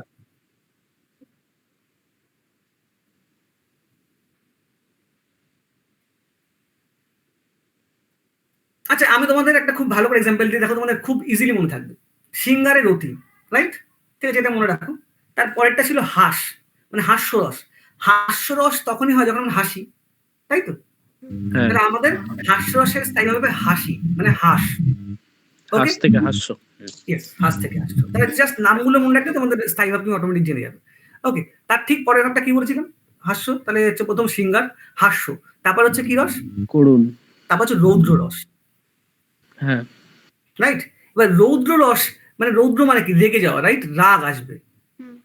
তা রৌদ্ররসের যে এই যে পোর্শনটা তার নাম হচ্ছে রাগ, কিন্তু সংস্কৃত একটা অন্য নাম বলা হয় তাকে, ঠিক আছে? তা সুমিতা, তাহলে রৌদ্ররসের স্থায়ী ভাব কি হবে? ক্রোধ। তোমরা রেগে যাই, রাইট? তোমার ক্রোধ, রাইট? হুম, আমরা যখন রেগে গেছি, এবার ধরো রেগে যখন গেছি তাহলে করুণা এসছে, রাইট? হুম, মানে একটা সুন্দর পয়েন্ট আছে যে একটা ইংলিশে খুব সুন্দর একটা কোশ্চেন আছে, হ্যাঁ এখন একটা কোশ্চেন মনে বললো, দেখবে সেখানে একটা পেয়ার দেয়, ওকে, যে যেখানে একটা পেয়ার দিয়ে দেবে, বলবে এর মধ্যে কোনটা এক্সাক্ট ম্যাচ নয়। হ্যাঁ, দেখবে যে লিখবে সিংহার রতি, ঠিক আছে, রৌদ্র ভয়, তার মানে এই পেয়ারটা ম্যাচ করবে না, মানে রৌদ্রের সবসময় পেয়ার কে থাকবে? ক্রোধ। এবার আসবে করুণা, তাহলে করুণার যদি করুণা হচ্ছে আমাদের খুব খুব ব্যাড ফিলিংস হচ্ছে, খুব করুণ ফিল হচ্ছে, তাহলে আমাদের বেসিক্যালি সে কোথা থেকে আসে? শোক থেকে আসে, রাইট? হুম, ঠিক তারপরটা কি আছে? এই যে বীর রস, বীর তার মানে একটা আমি একটা মানুষ যখন কখন নিজেকে একটা হাই ফিল করে যে আমি বিশাল বড় একটা, উৎসাহ উৎসাহ দিস ইজ দ্য পয়েন্ট, তা আজকে তুই বিশাল বড় কাজ করছিস, রাইট? তখন একটা ভালো ফিল হয়, রাইট? তাহলে উৎসাহ। ভয় থেকে ভয়ানক, যে ভয়ানক রস মানে ভয়, হুম, সেটা নিজেও ভয় পেতে পারি, অন্যকেও ভয় পাওয়াতে পারি, হুম, তাই তো? হুম, হুম, আর হচ্ছে বিভৎস রস কোথা থেকে আসে? তাহলে যখন বিভৎস, অদ্ভুত অদ্ভুত, অদ্ভুত তো তাদের রস। অদ্ভুত রস ঘৃণা, অদ্ভুত হচ্ছে বিস্ময়, বিস্ময় বিস্ময় ওকে, কারণ অদ্ভুত মানে ও বাবা, এটা জাস্ট অবাক হয়ে গেছি, রাইট? তখন একটা বিস্ময়ে ডুবে গেছি, রাইট? হুম, আর একটা জঘন্য জিনিস, ইস, এই যে মুখটা বেকাই, ইটস কল বিভৎস, রাইট? হুম, হুম, ইস কি বিভৎস জিনিস, তোমার একটা ঘৃণা ভাবে, একটা একটা ঘৃণা মিশ্রিত ভয়াবহ কাজ করে, তোমার ওকে। নির্বোধ নয়, নির্বেদ, ওকে। নির্বেদ মানে যেখানে মনে কোনো বেদনা নেই, যেখানে মনে কোনো বাঁধন নেই, যেখানে মনটা একদম পুরো স্বচ্ছ জলের মতো শান্ত, ওকে। হুম। এবার শান্ত রস পর্যন্ত আমি আসি না, ওকে, তাহলে এইটা হচ্ছে মেন পয়েন্ট। এছাড়া এখানে আর কি কি ভাব আছে বললেন?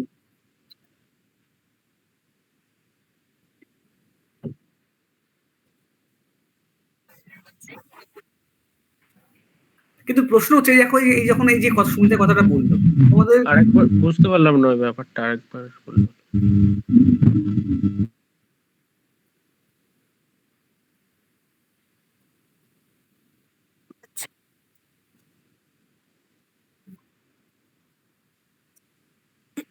হুম,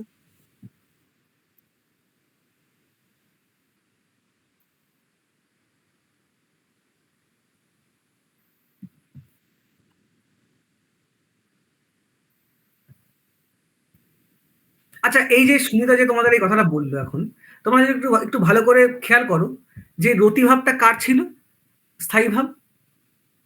সিঙ্গার। সিঙ্গারের সিংহারের। তাহলে এই যে ধরো যে শেষের যে দুটো রস, সেই দুটো কিন্তু অ্যাসোসিয়েটেড উইথ সিংহার রস, রাইট? হুম, কারণ রতি, হুম, হুম, রতি যে জিনিসটা একটু আগে যে আমরা বললাম স্থায়ী ভাব মানে ইটস পার্মানেন্ট, তার মানে সেটা যখন কারোর সাথে অ্যাডমিক্সার হবে তা সেটা নিশ্চয়ই একদম এক্সাক্ট সঠিকভাবে রস হবে না, সেটা অ্যাসোসিয়েটেড রস হতে পারে, হুম, রাইট? এবার আমি তোমার আরো আমি একটা একটা এই জায়গাটা আমি সুমিতাকে একটা এক্সট্রা আমি একটা পয়েন্ট বানিয়ে দেবো, ও তোমাদের সাথে শেয়ার করে দেবে, যে এর সাথেও না আরো প্রচুর মানে আরো মিনিমাম ১০-১৫টা এক্সট্রা মানে অ্যাডেড রস, মানে যেগুলো পরে ওখানে অ্যাডেড হয়েছে, ওকে। যেমন ধরো মানে রুদ্র প্রত্যেকটার সাথে। বলেছে স্নেহ, ও বলেছে এটা হচ্ছে গর্ব, ওকে। তো এগুলো জাস্ট অ্যাসোসিয়েটেড, এগুলো মনে রাখার কোনো দরকার নেই, এগুলো পড়তে ভালো লাগবে তোমাদের, তাই জন্য একবার করে পড়ে নিও, ওকে। সেটা আমি ও সুমিতাকে দেবো, ও সুমিতা তোমাদের সাথে শেয়ার করে দেবে। আচ্ছা, তো আমরা এই পর্যন্ত এসেছি, কোন পর্যন্ত? ভাব হয়ে গেছে, স্থায়ী ভাব হয়ে গেছে, তাই তো? এবার এই যে ধরো হাস্য, আমি একটা এক্সাম্পল দিই, হাস্য, হাস্যরস, তার স্থায়ী ভাব হচ্ছে গিয়ে হাস, তাই তো? মানে হাসি। কিন্তু প্রশ্ন, হাসি আমরা কেন হাসি? তার মানে হাসিরও তো একটা কারণ থাকবে। হুম। আনন্দ হলে, খুব কেউ উৎফুল্ল একটা হলে। কমেডি করলে, কেউ একটা জোক বললে, রাইট? হুম, হুম, আমাদের কারোর উপর একটু হাসলে, হে হে হে হে, তুই তো বড় ছোট, শ্লেষাত্মক হতে পারে, যে ব্যঙ্গাত্মক হাসি, রাইট? হ্যাঁ, মানে দেখো আরো দেখো, মানে যে হাসি মানে যেটা হাসি, হাসছি, এটা একটা ক্রিয়াপদ, মানে হাসছি করছি, মানে এটার পিছনেও একটা কারণ থাকে, রাইট? যে আমি কেন হাসছি, হুম, তার মানে এই যে কেন হাসছি কিংবা কিভাবে হাসছি, তাহলে সেটা হচ্ছে কার চালিকা শক্তি? স্থায়ী ভাবের, তাই তো? হুম, হুম, হুম, তাহলে স্থায়ী ভাবও অ্যাকচুয়ালি কাউকে দিয়ে চলে, তা যাদের দিয়ে চলে সেইগুলো হচ্ছে ওই সঞ্চারী ভাব এবং ব্যভিচারী ভাব।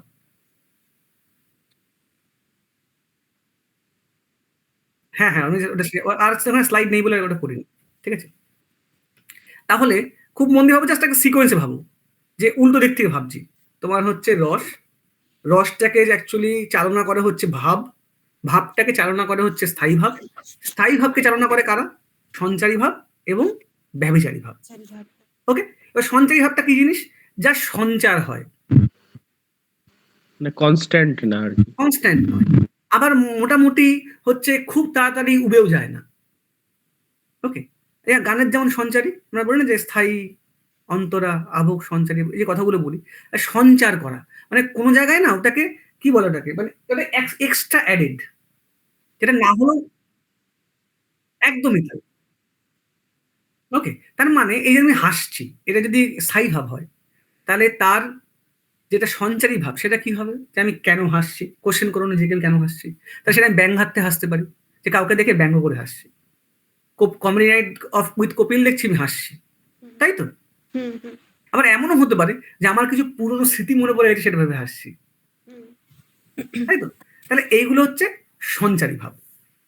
ওকে? আর ব্যভিচারী ভাব কি? ব্যভিচারী ভাব অ্যাকচুয়ালি একটা কম্বাইন ভাব। আমি আগেও বলেছি যে কম্বাইন ভাব, যেটা বেসিক্যালি অনুভাব আর বিভাব, এই দুটোকে কম্বাইন করে বলা হয় ব্যভিচারী ভাব। হুম, তাহলে বেসিক্যালি আমরা যদি খুব মানে যদি মনে রাখার জন্য সুবিধা হয়, তাহলে কি ভাববো? ৪ টে একবার মনে রাখবো। কি? স্থায়ী ভাব, সঞ্চারী ভাব, বিভাব, অনুভাব। আর বিভাব আর অনুভাবকে একসাথে বলা হয় ব্যভিচারী ব্যভিচারী। ভাব। তাহলে বিভাব, হ্যাঁ, একদম, একদম। আমি সেটাই এখন বলব। তাহলে ধরো মানে ওই যে একটা নিজেকে তোমরা নিজেদের মতন করে একটা এক্সাম্পল খাড়া করবে প্রত্যেকে। তোমাদের কাজই তাই। কি করবে? তার মানে আমি একটা যেকোনো রসের নাম নেব। নিয়ে সেটা তার তার যেটা স্থায়ী ভাব সেটা মনে রাখবো। তার মানে আমি হাস্যরস, হাসি হচ্ছে তার স্থায়ী ভাব। হাসি কেন পাচ্ছে? সেটা হচ্ছে গিয়ে সঞ্চারী ভাব। কিন্তু প্রশ্ন হচ্ছে কোথায় হাসি পাচ্ছে? কিংবা কিভাবে হাসি পাচ্ছে? সেটা তো হতে পারে, রাইট? মানে যতগুলো কোয়েশ্চেন মনে আসবে বেসিক্যালি সবই রসের মধ্যে ইনক্লুডেড। তাহলে এই যে বিভাব, তো বিভাব হচ্ছে দুরকম ভাবে হয়। একটা হচ্ছে যে এই যে হাসি পাচ্ছে কেন, তার কজেশন, যে কি দেখে হাসি পাচ্ছে। ওকে? তাহলে এই একটা হবে। তাহলে একটার নাম হচ্ছে উদ্দীপন, একটার নাম হচ্ছে আলম্বন। আলম্ব মানে যেটাকে আলম্বন করে, মানে যেটাকে অবলম্বন করে তোমার হাসি পাচ্ছে। হুম। ওকে?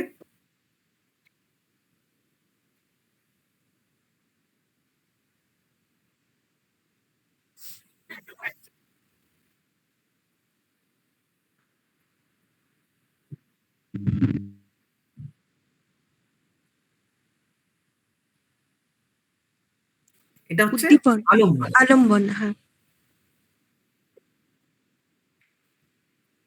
আচ্ছা, আমি তোমার একটা এই ভূতের কথা বললে ভূত থেকে যাবে, গুড পয়েন্ট, খুব ভালো পয়েন্ট। তার মানে এটা ভয়ানক রসের মধ্যে পড়বে, রাইট? হ্যাঁ, তাহলে ভয়ানক রস। আর স্থায়ী ভাবটা কি? ভয়। ভয়, হ্যাঁ। তাহলে সঞ্চারী ভাবটা কি? যে ভয়টা কেন পাচ্ছি, এভরিথিং। ভয়ের কারণটা ভয়টা কোন কারণ হচ্ছে, কিন্তু সেই কারণের কারণটা কি সেটাই বেসিক্যালি এই জন্য সঞ্চারী ভাবকে না বেসিক্যালি ম্যাক্সিমাম লোক আর কোনো ভাব মনে করে না, কারণ সঞ্চারী ভাবটা শেষে গিয়ে ওই ব্যভিচারী ভাবের সাথে মিশে যায়।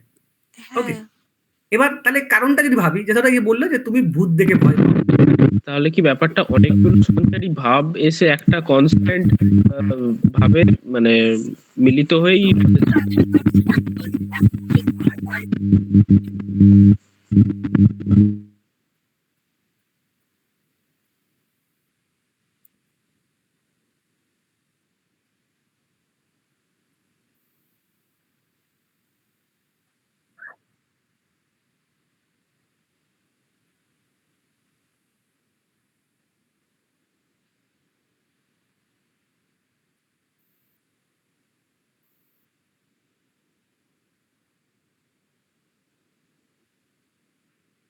আচ্ছা এই দেখো এই নামটা, এই যে নামটার মধ্যেই তোমাদের নামটার মধ্যে সবকিছু লুকিয়ে আছে। আলম্বন মানে যাকে অবলম্বন করে তুমি মেন মেন প্রাইমা ফোকাস, যাকে দেখে তোমার ভয় লাগছে, বাঘ, রাইট? আজকে সত্যি কথা বলো যে তোমার তোমার সামনে বাঘ আসুক আর তোমার মনে মনে বাঘ আসুক, ভয়টা কিন্তু আসেই, রাইট? তার মানে আমাদের মনের মধ্যে জিনিসটা বসে গেছে। তার মানে মেন ফোকাসটা বাঘ, এই শব্দটা শুনলেই ভয় লাগে আমাদের, তাই তো? তার মানে বাঘটা একটা ভয়ের কারণ, তার মানে ইট ইজ আলম্বন, মানে এটাকে অবলম্বন করে আমার ভয় তৈরি হয়েছে। হুম, হুম, এবার ভাবো আজকে বাঘটা যদি এখন এই ভরা একটা মেলার মধ্যে তুমি একটা মেলার মধ্যে প্রচুর লোকজন, ঠিক আছে, পুলিশ আছে, হাতে বন্দুক লোক আছে, বন্দুক নেওয়া লোক আছে, সেখানে আসে, ভয়টা কি তোমার পাবে বেশি একটা? না। না, তুমি জানো যে অন্যান্য লোক আছে, ঠিক কাউকে না কাউকে হ্যাঁ, মেরে দেবে। সেভ করে নেবে। হ্যাঁ। কিন্তু আজকে যদি যেটা বললো, ধরো আজকে যদি সুন্দরবনে জঙ্গল একা হারিয়ে গেছো রাস্তায়, চারদিকে অন্ধকার, সেখানে বাঘটা দেখো, তাহলে কি হবে? আরো বেশি ভয় একদম লাগবে। থরহরি কম্পন গা হাত পা কাঁপতে শুরু করবে, রাইট? হ্যাঁ। মানে ইট ইজ উদ্দীপন, মানে তোমার উদ্দীপনাটা আরো বেশি বাড়িয়ে দিচ্ছে। হুম। ওকে, ইটস অ্যাক্ট লাইক ক্যাটালিস্ট, এটা অনুঘটকের মতো কাজ করবে আরো বেশি। ওকে, তার মানে স্যার উদ্দীপনটা মানে এনভায়রনমেন্টাল একটা ইয়েতে ইয়েস, ডিপেন্ড করে। এনভায়রনমেন্টাল সারাউন্ডিংস কিংবা হ্যাঁ। এক্সেসরি কোনো থিং। ওকে, হুম, হুম, মানে যেটা তোমার ওই অবলম্বনকে আরো বেশি পোটেনশিয়েট করবে। ওকে, হুম। আর সেই জন্য তোমার মধ্যে আরো ওই স্থায়ী ভাবটা বাড়বে, নট রস। এই কিন্তু আমরা তোমাকে কিন্তু মাথায় রাখবে, রস কিন্তু বাড়বে না, রসের স্থায়ী ভাবটা বাড়বে। আর স্থায়ী ভাবটা বাড়া মানেই তোমার মধ্যে সেই রসটার মানে বেসিক্যালি প্রতীয়মান হবে, তোমার মধ্যে সেই রসটা অ্যাকচুয়ালি তৈরি হবে। Okay, rasa is a noun, it is a name only. Okay, এটার মেন কাজটা করে কিন্তু এই ভাব, স্থায়ী ভাব, অনুভব, এগুলো। ওকে, হুম। তা আশা করি বুঝতে পেরেছো এবার? আর হ্যাঁ, স্যার। অনুভবটা হচ্ছে মানে আরো কিছু যদি এক্সট্রা অ্যাডেড কিছু ক্ষুদ্র ক্ষুদ্র কোনো এলিমেন্ট থাকে, যেটা এটাকে সকল আরো বেশি ক্লাসিফাই করা যায়। এবার ধরো তুমি আর ধরো অনুভব, এখানে যদি একটা yes, yes,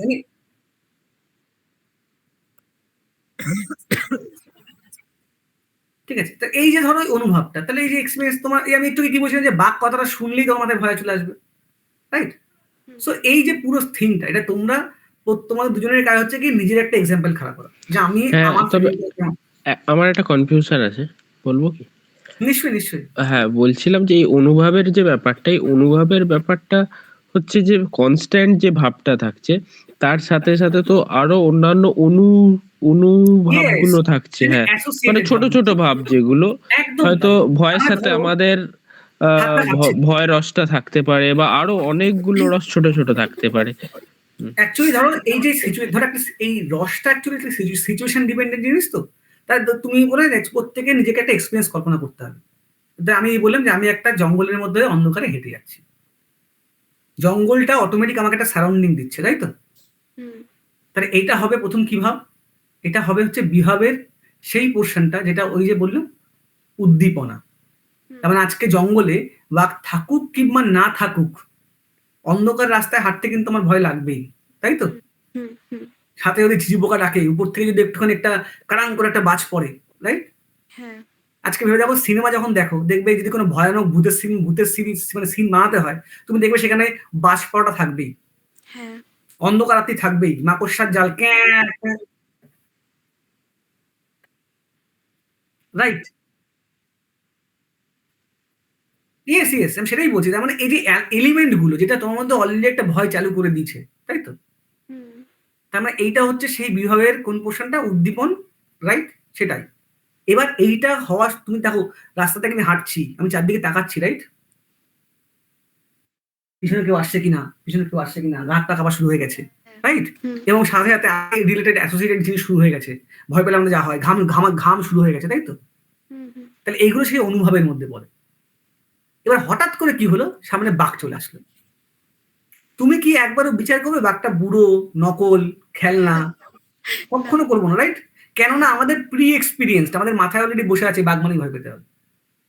তার মানে আমাদের মাথা যে জিনিসটার উপর আলম্বন করে এই ভয়ের জিনিসটাকে মানে অ্যাকচুয়ালি আমরা শিখেছি বেসিক্যালি, তা সেইটা হচ্ছে আলম্বন। তার মানে বাঘটা হচ্ছে এখানে আলম্বন। যেই বাঘটা আসলো, সাথে সাথে তুমি অলরেডি পোটেনশিয়েট হয়ে আছো ভয় পাওয়ার জন্য, বাঘটা আসলো, তোমার মধ্যে ভয় একদম পুরো 100% তৈরি হয়ে গেল।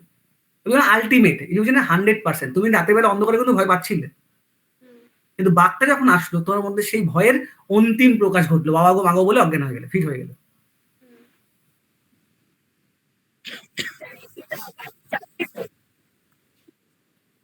ইয়েস। এবার এই যে অনুভব, এই অনুভবটাকে এই 8টি ভাগ বললো, সাত্ত্বিক, আঙ্গিক, আহার্য এবং বাচিক, তাই তো?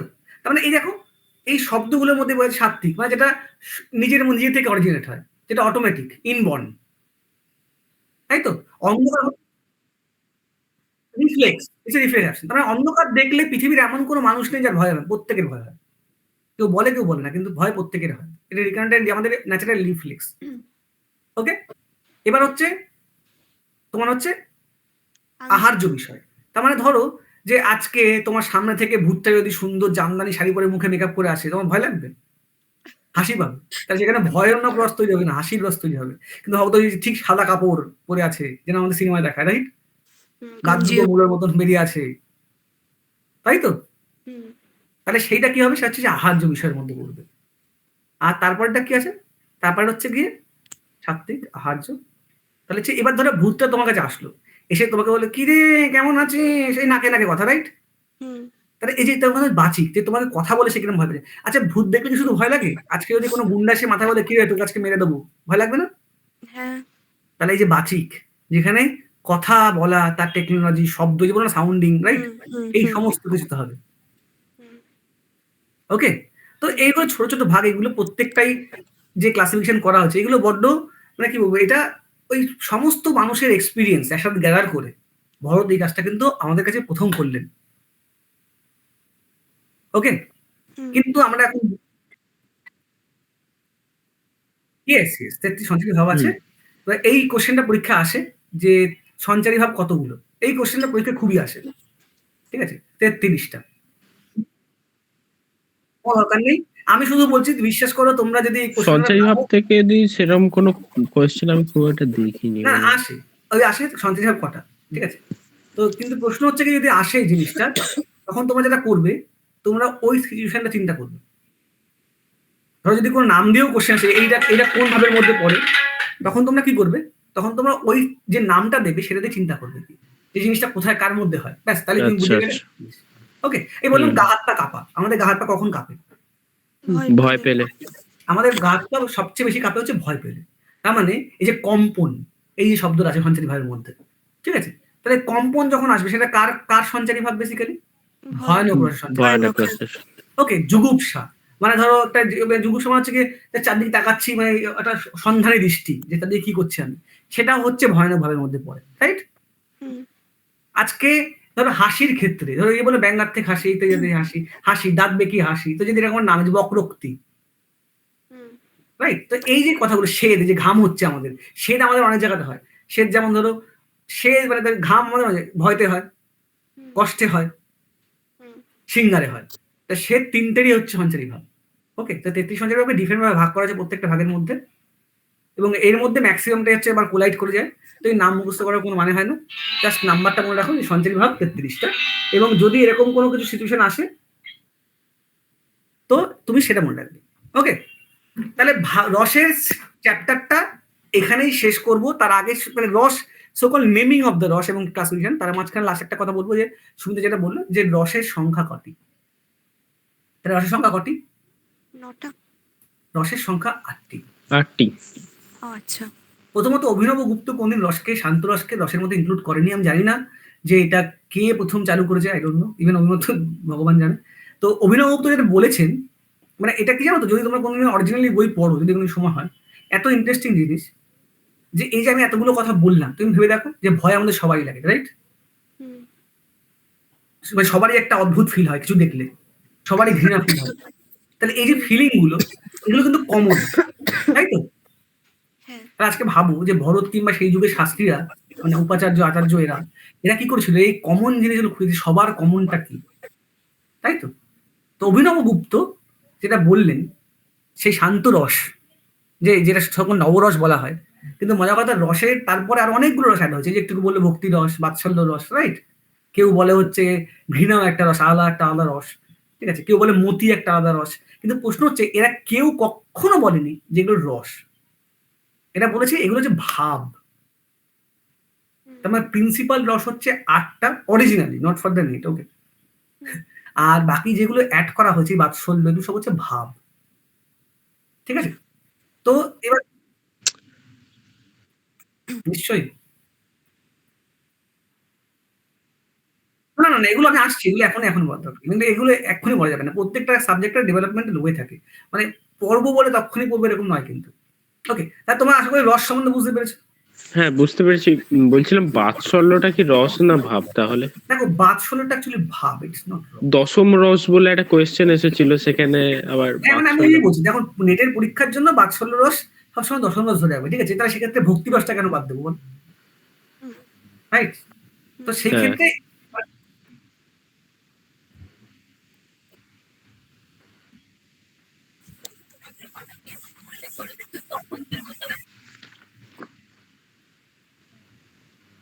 দেখো দেখো আমি সুমিতার কথা হলো পরীক্ষা স্নেহ, আচার্য রুদ্র উনি স্নেহকে বলছেন হচ্ছে তোমার দশম রস। হ্যাঁ অফকোর্স, কিন্তু প্রশ্ন হচ্ছে আচার্য ভানুদাস উনি কখনোই মায়াকে রস বলেননি, উনি মায়াকে ভাব বলেছেন। ঠিক আছে? আচ্ছা, লাস্টে কোয়েশ্চেনটা এসেছিল যে 9th and 10th রসের নাম কি? তখন অপশনটা ছিল মানে শান্ত আর হ্যাঁ তুমি শান্ত অফকোর্স বাৎসল্য। চুজ করবে, ঠিক আছে? হুম, আর তারপরে যদি বাৎসল্য থাকে বাৎসল্য পেয়ারটা চুজ করবে। বাৎসল্য। ঠিক আছে? 9th 10th ওটাই অপশন ছিল। ওকে, তো এটা গেল। এবার প্রশ্ন আশা করি তোমার রস কি এবং রসের ডেভেলপমেন্ট এবং এই রসের ক্লাসিফিকেশনটা বুঝতে পেরেছো। তো সমস্ত আচার্যরা মোটামুটি এই টাইপের ক্লাসিফিকেশন করছে, খুব কাছাকাছি, মানে এইরকমই। তো এইটাই হচ্ছে ক্লাসিফিকেশনের শেষ। কিন্তু প্রশ্ন হচ্ছে গিয়ে এই পুরো জিনিসটা কোথায় লেখা আছে নাট্যশাস্ত্র এবং পরবর্তীকালের বইতে? For what purpose? ফর নাটক পারপাস, রাইট? ফর হ্যাঁ। Acting purpose. তার মানে আমরা তো অলরেডি জিনিসটা ফিল করি, তাই তো? তার মানে সেখানে তার জন্য কিন্তু এই রসশাস্ত্র নয়। তবে আমাকে বই পড়ে শিখতে হবে না কোনটা পড়ে আমি হাসবো, আমাকে নিশ্চয়ই বই পড়ে শিখতে হবে না আমি কোনটা দেখে আমি কান্না করবো, রাইট? ওটা আমাদের ইনবল, আমরা শিখে গেছি। তাহলে এটা কাদের জন্য, এই পুরো জিনিস সিস্টেমটা কাদের জন্য? যাদের এই জিনিসটাকে অ্যাক্টিং করে এই ভাবটা ফুটিয়ে তুলতে হবে, মানে অভিনয়ের কারণে। অভিনয়ের কাজ করবে, তাই তো? হুম। তাহলে এই জন্যই নাট্যশাস্ত্র এবং পরবর্তীকালে নাট্যশাস্ত্রকাররাই এই রসটাকে কিংবা ধরো যারা কাব্য অলঙ্কার লিখবে, ঠিক আছে, যারা সকল রিটেন এভিডেন্স, যাদেরকে ওই ভাবটা প্রস্ফুটিত করতে হবে, ভাবটা ওর মধ্যে নেই কিন্তু ওর মধ্যে ফুটিয়ে, এই যে আমি একটু আগে তোমাদের এক্সাম্পল দিলাম যে যা যারে আপনি মন্দির বা, রাইট? তুমি যদি গানটা শুধু গানের মতন করে করো তাহলে সেটা গান হয়ে যাবে, সেটাকে আর কোনো তার মধ্যে ভাব কিংবা রসভাব উৎপন্ন হবে না, রাইট? যে হাম তো সদা রঙ তুমকো, আমি যদি এই তুমকোর মধ্যে একটু করুণ ভাব, একটু চাওয়ার ভাবটা না রাখতে পারি, মানে ওই ফিলিংটা না দেখাতে পারি, তাহলে আমার সামনে লোক ভাববে যে হাম তো সদা রঙ তুমকো চাহতে, একটা কবিতা হয়ে যাবে সেটা, রাইট? হাম তো সদা রঙ তুমকো চাহতে হ্যাঁ, রাইট? তার মানে আমার চাওয়া পাবে না, যেটা সুন্দর একটা সিঙ্গার রসের ভাব আছে, রাইট? কিন্তু আমি যদি এটাকে এখন একটা মানে ঔদ্ধত্য রৌদ্ররস করি, হাম তো সদা রঙ, যেটা সবাই চিৎকার করে, রাইট? তো আমি নিশ্চয়ই এটা রৌদ্ররস জিনিস, এটা একটা একটা ভালোবাসার রস আছে, তোমার এর মধ্যে সিঙ্গার রসের প্রকোপ থাকা উচিত। তার মানে এই আমাদের মধ্যে রসশাস্ত্রটা কি, যখন আমরা গান গাইছি তাও গান কিন্তু একটা শব্দ, রাইট? এর লিটারাল মিনিং নেই কোনো, মানে এর সকল লিটারাল মিনিংটা আছে কিন্তু ভাব নেই এর মধ্যে। ভাবটা যে লিখছে হয় সে ভেবে লিখেছে, মানে যে গাইবে সে তার ভাবটা ওর মধ্যে ঢোকাবে, তখনই যে শ্রোতা কিংবা সে যে শুনবে কিংবা যে দেখবে সে তার সাথে কানেক্ট করতে পারবে, তাই তো? আজকে যদি কোনোদিন কোনো কীর্তন সভায় যাও, দেখবে কিংবা কোনো ভজনের সভায়, সেখানে যে গান করছে সে কান্না করছে, সেটা দেখে দেখে সেই ফিলিংস নিয়ে সামনে যাওয়ার শ্রোতা তারা কান্না করছে, রাইট? হুম। তাই হয়তো। হুম। হুম। তার মানে সে তার ভাবটা, তার যে এই যে দয়া, তার যে করুণা ভাবটা সেই দর্শকের মধ্যে সঠিকভাবে সঞ্চালন করতে পারলো। হুম। ঠিক নাটক সিনেমাতেও তাই। আচ্ছা কার্তিক আরিয়ান সিনেমা করছে বলছে কি অ্যাক্টিং পারে না, তার মানে কেউ তো অ্যাক্টিংই করছে, কিন্তু অ্যাক্টিং পারে না কেন বললাম, কারণ ওর মধ্যে ওই সিচুয়েশনের ভাবটা নেই, ওর মধ্যে সেটা দেখে মনে হচ্ছে না, রাইট? হুম। বুঝতে পারছে কি? হ্যাঁ স্যার। সেই একটা বিখ্যাত গল্প আছে, বিদ্যাসাগর মশাই চটি ছুটে মেরেছিল গিরিশ ঘোষের দিকে, শয়তানি অ্যাক্টিং করছিল বলে, রাইট? হুম। তার মানে হুম। সে তো গিরিশ ঘোষ তো ভদ্র একটা লোক, নিপাট ভদ্র লোক, কিন্তু বিদ্যাসাগর মশাইকে চটি ছুটে কেন মারলেন? ওরা এমন মনে যে সত্যি ও শয়তান, সাক্ষাৎ খারাপ অ্যাক্টিং করছে। হুম। তার মানে কি একটা লোক তার ওই সমস্ত ভাব অনুভব ব্যবহার, এবং নাটকের আরো অঙ্গ আছে, শুধুমাত্র নাটকের কিন্তু রস নয়, আমি আবার বলছি। ভরত এই যে 37টা অধ্যায় নাট্যশাস্ত্র লিখেছেন, সেখানে 2টি মাত্র অধ্যায় প্রিন্সিপাল রস ডিসক্রাইব করেছেন, 3টি মানে 6, 7, 8, 8তমটা আবার বিষয় একটা, ঠিক আছে? কিন্তু প্রশ্ন হচ্ছে গিয়ে তা বাদ দিয়ে কিন্তু পুরো বইটি কিন্তু নাটকের বাকি অনুষঙ্গ দিয়ে হয়, রাইট? সেখানে অভিনয়, এই চোখের দৃষ্টি, হাত কি করে নাড়াবো সবকিছু উল্লেখ করা আছে, তাহলে সবটা মিলে কিন্তু একটা অভিনয়, তাই তো? হুম। তাহলে আজকে তোমাকে বুঝতে হবে যে রস হচ্ছে বাকিটার মধ্যে একটা প্রাণ প্রতিষ্ঠা করবে। আচ্ছা, কার্তিক আরিয়ান ধরো একটা এক্সাম্পল দিচ্ছি, তো কোনো একটা অ্যাক্টর, সে হাত পা নাড়ছে, স্ক্রিপ্ট অনুযায়ী সবকিছু করছে, তার মানে সে সেখানে কিন্তু সাকসেসফুল, কিন্তু তার মধ্যে সেই ভাবটা নেই, সেই ফিলিংটা নেই, সে যে জিনিসটা দরকার ওই অ্যাক্টিং সিচুয়েশনে সেটা দেখাতে পারছে না, তাহলে সে অসফল। আর সেটাই একমাত্র রস থেকে ড্রাইভ হয় আর কি। ওকে, সো আমাদের এই সঙ্গীতের ক্ষেত্রে কি হবে, তুমি যখন একটা বন্দিশ গাইছো, তো সেটা একটা অ্যাস্থেটিক্স, তার মধ্যে একটা সৌন্দর্য আছে, রাইট? এই জন্য অ্যাস্থেটিক্স এর মধ্যেই রসশাস্ত্রটা পড়ে এখনকার দিনে। তার মধ্যে একটা সৌন্দর্য, কেন সৌন্দর্য? আজকে সকালে ভৈরব গাওয়া হয়, রাইট? তার মানে ভৈরবের বন্দিশগুলোর মধ্যে সকালের ওই স্নিগ্ধতা আছে। আমি যদি সকালে ভৈরবের করে 10 ঘন্টা টান প্র্যাকটিস করলাম, কিংবা এমন কিছু শব্দ ইউজ করলাম যেটা বড্ড খারাপ শুনতে লাগে সকালবেলায়, আমি নিশ্চয়ই ভৈরবে এমন কোনো শব্দ ইউজ করবো না যেটা সকালের স্নিগ্ধ জিনিসটা নষ্ট করে দেবে, দিনটাই খারাপ করে দেবে, রাইট? তাহলে আমি এমন একটা বন্দিশ লিখলাম যেখানে খারাপ কথা লাগে।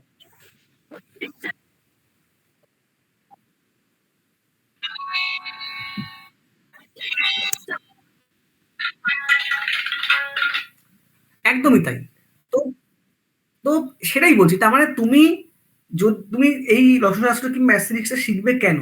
কারণ শিখবে সেই জন্যই, কারণ আমরা যে গান বাজনা করি, আমরা যে গান বাজনাগুলো করি, কিংবা আমাদের গান বাজনার কথাই বলছি স্পেসিফিক্যালি, তো আমাদের প্রত্যেকটা গান, সে যে কোনো ক্লাসিক্যাল নন ক্লাসিক্যাল হতে পারে, তার নিজস্ব একটা ভাব আছে, রাইট?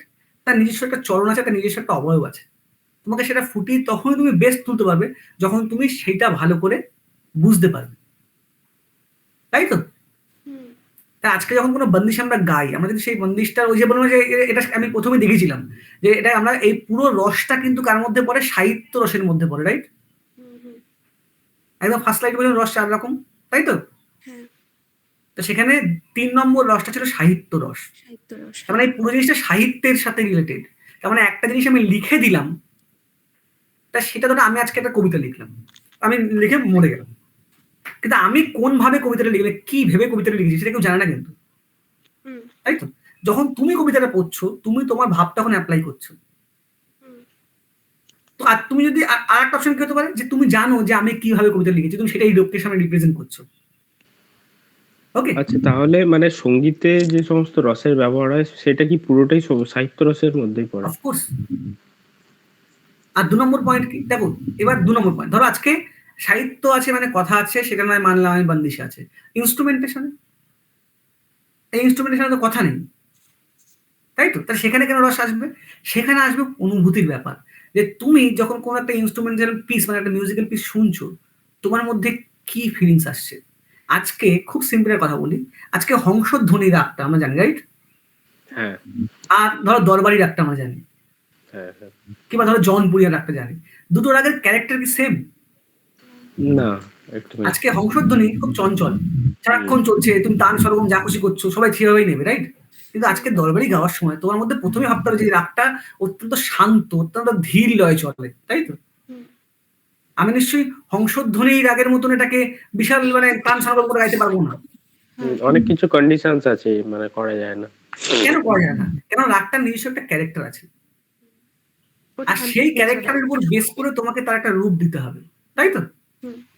তাহলে আজকে যখন আমি দরবারি গাইবো, তখন আমার যে বন্দিশ কিংবা আমার যে ইনস্ট্রুমেন্টেশনের পিস এমন মেলোডিক হবে, যেটা শুনে মনের মধ্যে একটা শান্ত ভাব, একটা করুণ ভাব জাগবে। এই যে করুণ ভাব জাগবে, আমি কথাটা বললাম যখন, যে আমার ওই পিসটা শুনে আমার মধ্যে কি জাগতে হবে, শান্ত ভাব কিংবা করুণ ভাব, তাই তো? আজকে জনপুরি শুনলে কিংবা ভৈরব শুনলে আমার মধ্যে কি ভাব আসতে হবে, একটা ডিভোশনাল ভাব আসতে হবে। সেটা যদি না আসে, তাহলে বুঝতে হবে যে আমি হয় জিনিসটা বুঝিনি, না হলে যে বাজাচ্ছে কিংবা যে গাইছে সে সেটাকে পরিস্ফুট করতে আমার সামনে পারেনি। বুঝতে পারলাম? হ্যাঁ, হ্যাঁ। আজকে জনপুরি গাই, তুমি আজকে দেখো যত ভজন সকালের দিকে সব দেখো জনপুরিতে আগে বাঁধা হয়, কেন? কারণ রাগটার ক্যারেক্টারই এই যে ওর মধ্যে একটা অদ্ভুত ওই স্বরের কম্বিনেশনের মধ্যে একটা ভক্তিভাব দেওয়া হয়েছে, ভক্তি রস। রাইট? তোর মধ্যে যদি ওই রসটা না আসে, তাহলে তো আলটিমেটলি বেসিক্যালি যে গাইছে কিংবা যে বাজাচ্ছে, সে ওই গাওয়া বাজানোর মধ্যে আমার মধ্যে রসটা ফিল করাতে পারছে না। আমি তোমাকে প্রথম একটা এক্সাম্পল দিয়েছিলাম যে একটা লোক ওই যে গান শুনতে গেছে, হায় রামা ও সাইয়া শুনে সারা রাত কান্না করে চলে এসছে, তার মানে সেই গান দিয়ে বুঝতে হবে সে এমন রাগে কিংবা এমন ভাবে গাইছিল এই যার জন্য সে আমাদের করুণ ভাব জেগে উঠছে। তাই তো? সো এইটাই। তো এবার প্রশ্ন হচ্ছে এইখানে জিনিসটা আসে যে সঙ্গীতে যখন আমরা এটা শিখলাম, তাহলে এই যে এবার কথাটা আসবে নিষ্পত্তি। নিষ্পত্তি মানে যে আমি রসটা ধরো আমি একটা গান গাইতে চাই, আমি একটা ভজন গাইছি, এটা বড্ড করুণ ভজন, কিন্তু আমার সামনের লোকরা না কান্নাকাটি করলো না, কিংবা তাদের মধ্যে কোনো ফিলিংস আসলো না। আমি কিন্তু চেষ্টা করছি ফুললি, যে না আমি চেষ্টা করছি যে আমি যেরকম শিখেছি কিংবা আমি যেরকম বুঝেছি আমি সেটা দেওয়ার চেষ্টা করছি, কিন্তু আমি দেখলাম আমার সামনের শ্রোতারা ঠিক এটা বুঝলো না। তখন একটা মনে, তখন ওই যে মানে এই কোশ্চেনটা বরাবরই রসশাস্ত্রীদের মধ্যে এসছে, যে এত নিয়ে আলোচনা করলাম কিন্তু কেউ যদি না বোঝে কিংবা কেউ যদি না জিনিসটাকে ক্যারেক্টারাইজ করতে পারে কিংবা মানে ডেলিভারি করতে পারে সেই জিনিসটার, তাহলে আলটিমেট লাভটা কি হবে? তাহলে একটা লোক নাটক করতে হচ্ছে, সে শয়তান রোল করবে, তাই তো? কিংবা ধরো সে নায়কের রোল করবে, সে নায়কের ভাবটাই তার মধ্যে নেই, কিংবা সেইভাবে অ্যাক্টিং করলে তাদের লোকের নায়ক বলে মনে হলো না, ফ্যাকরা বলে মনে হলো, তাতে আলটিমেটলি কোনো লাভ নেই। তার মানে পুরো জিনিসটা তো শূন্য হয়ে গেল। তো এবার এই যে রস নিষ্পত্তি কি করে হবে কিংবা কে কিভাবে ফিল করবে? আজকে ধরো যখন ক্লাসিক্যাল মিউজিক হয়, কোনো যে এত ফেস্টিভ্যালের সময় আসছে, এই যে যারা হল ভর্তি করে ক্লাসিক্যাল গান শুনবে, তারা কিন্তু ক্লাসিক্যাল গান সম্বন্ধে একটা আইডিয়া নিয়েই শুনতে যাচ্ছে, তাই তো? আর তা না হলে কি, তা না হলে তারা ক্লাসিক্যাল মিউজিক করে, তারা ওই সেটা বোঝে, কিংবা কিছু লোক অলরেডি ভাবে ক্লাসিক্যাল মিউজিকটা বড় কিছু, তাই তারা দেখতে যাচ্ছে, কারণ অলরেডি তাদের মাথায় একটা মেন্টাল সেট আপ আছে, তো অনুভবটা অলরেডি তার মধ্যে গ্রো হয়ে আছে। ওকে, তো এই রস নিষ্পত্তিটা কি করে হবে?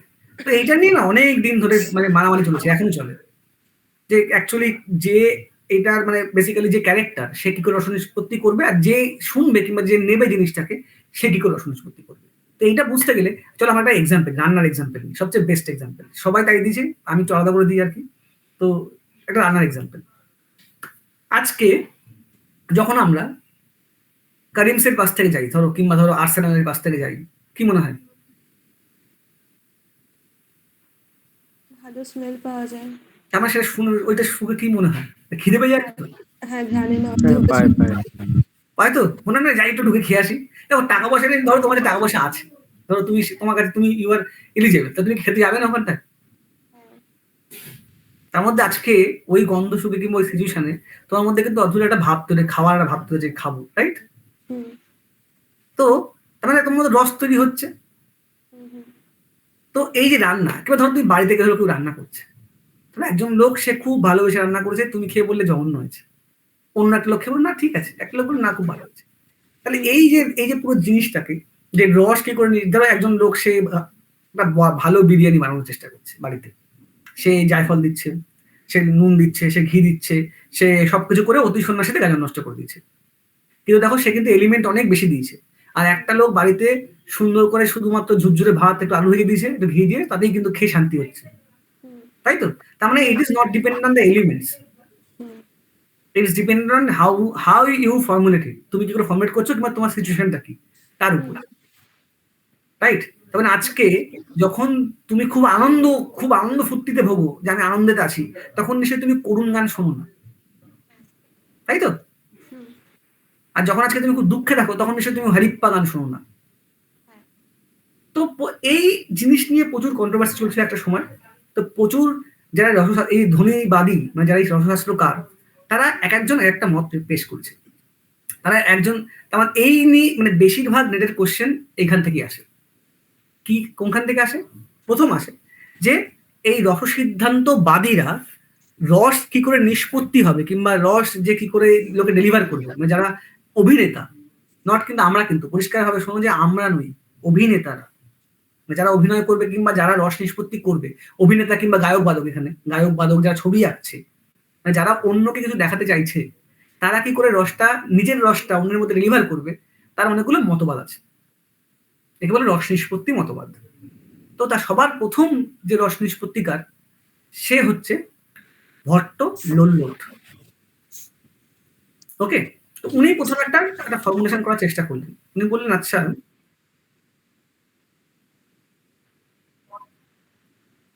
ঠিক আছে, অ্যাকচুয়ালি তো ওকে, তো ভট্ট লোলাট, তো কথাটা ঠিক আছে, ওকে ভট্ট লোলাট, ওকে।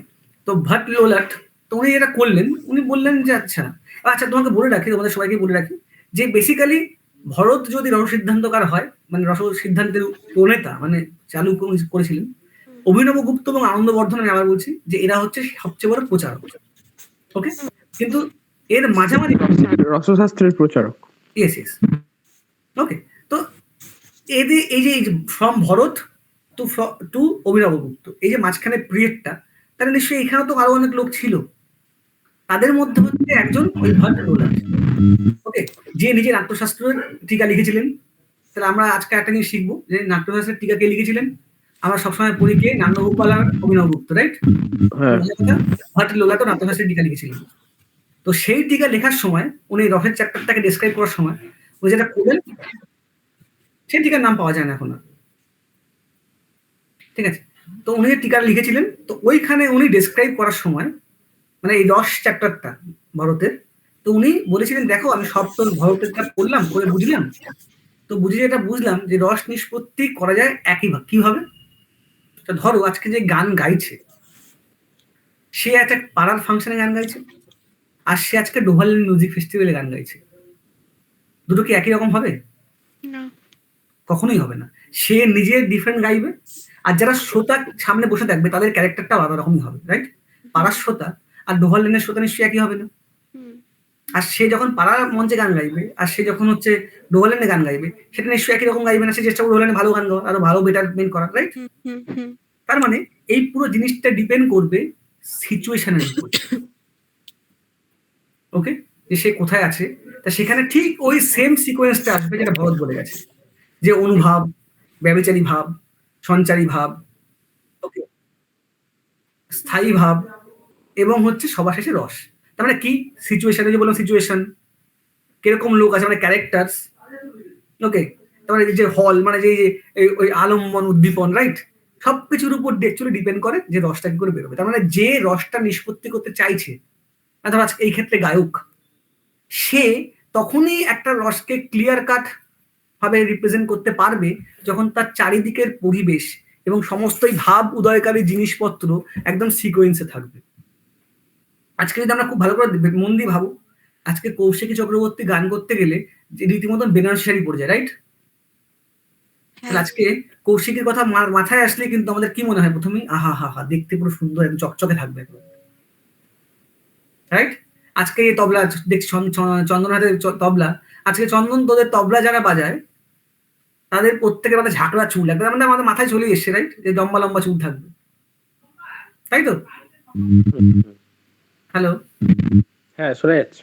মানে তোদের যারা তবলা বাজায় ওটা, তাদের কি হয়, আমাদের মাথায় অলরেডি তবলা বাদক শুনলে মনে হয় না ঝাঁকড়া চুল থাকবে। সেটা আমাদের এই অনুভব, right? This is the অনুভব। তৈরি হয়ে যায় মানে। কারণ আমাদের মাথায় কিন্তু একটা জিনিস তৈরি হয়ে আছে, হুম, মানে অটোমেটিক্যাল লোকে চায়ও সেরকম করতে। কেন? ওই অনুভাবী ভাবের রঞ্জকতা আনে। এই যে বললাম মানে সিকোয়েন্সটা এরকম থাকবে। ভট্টলোলাট কি বললেন, যখন এই সিকোয়েন্সটা ঠিকঠাক থাকবে তখনই রসের উৎপত্তি হবে।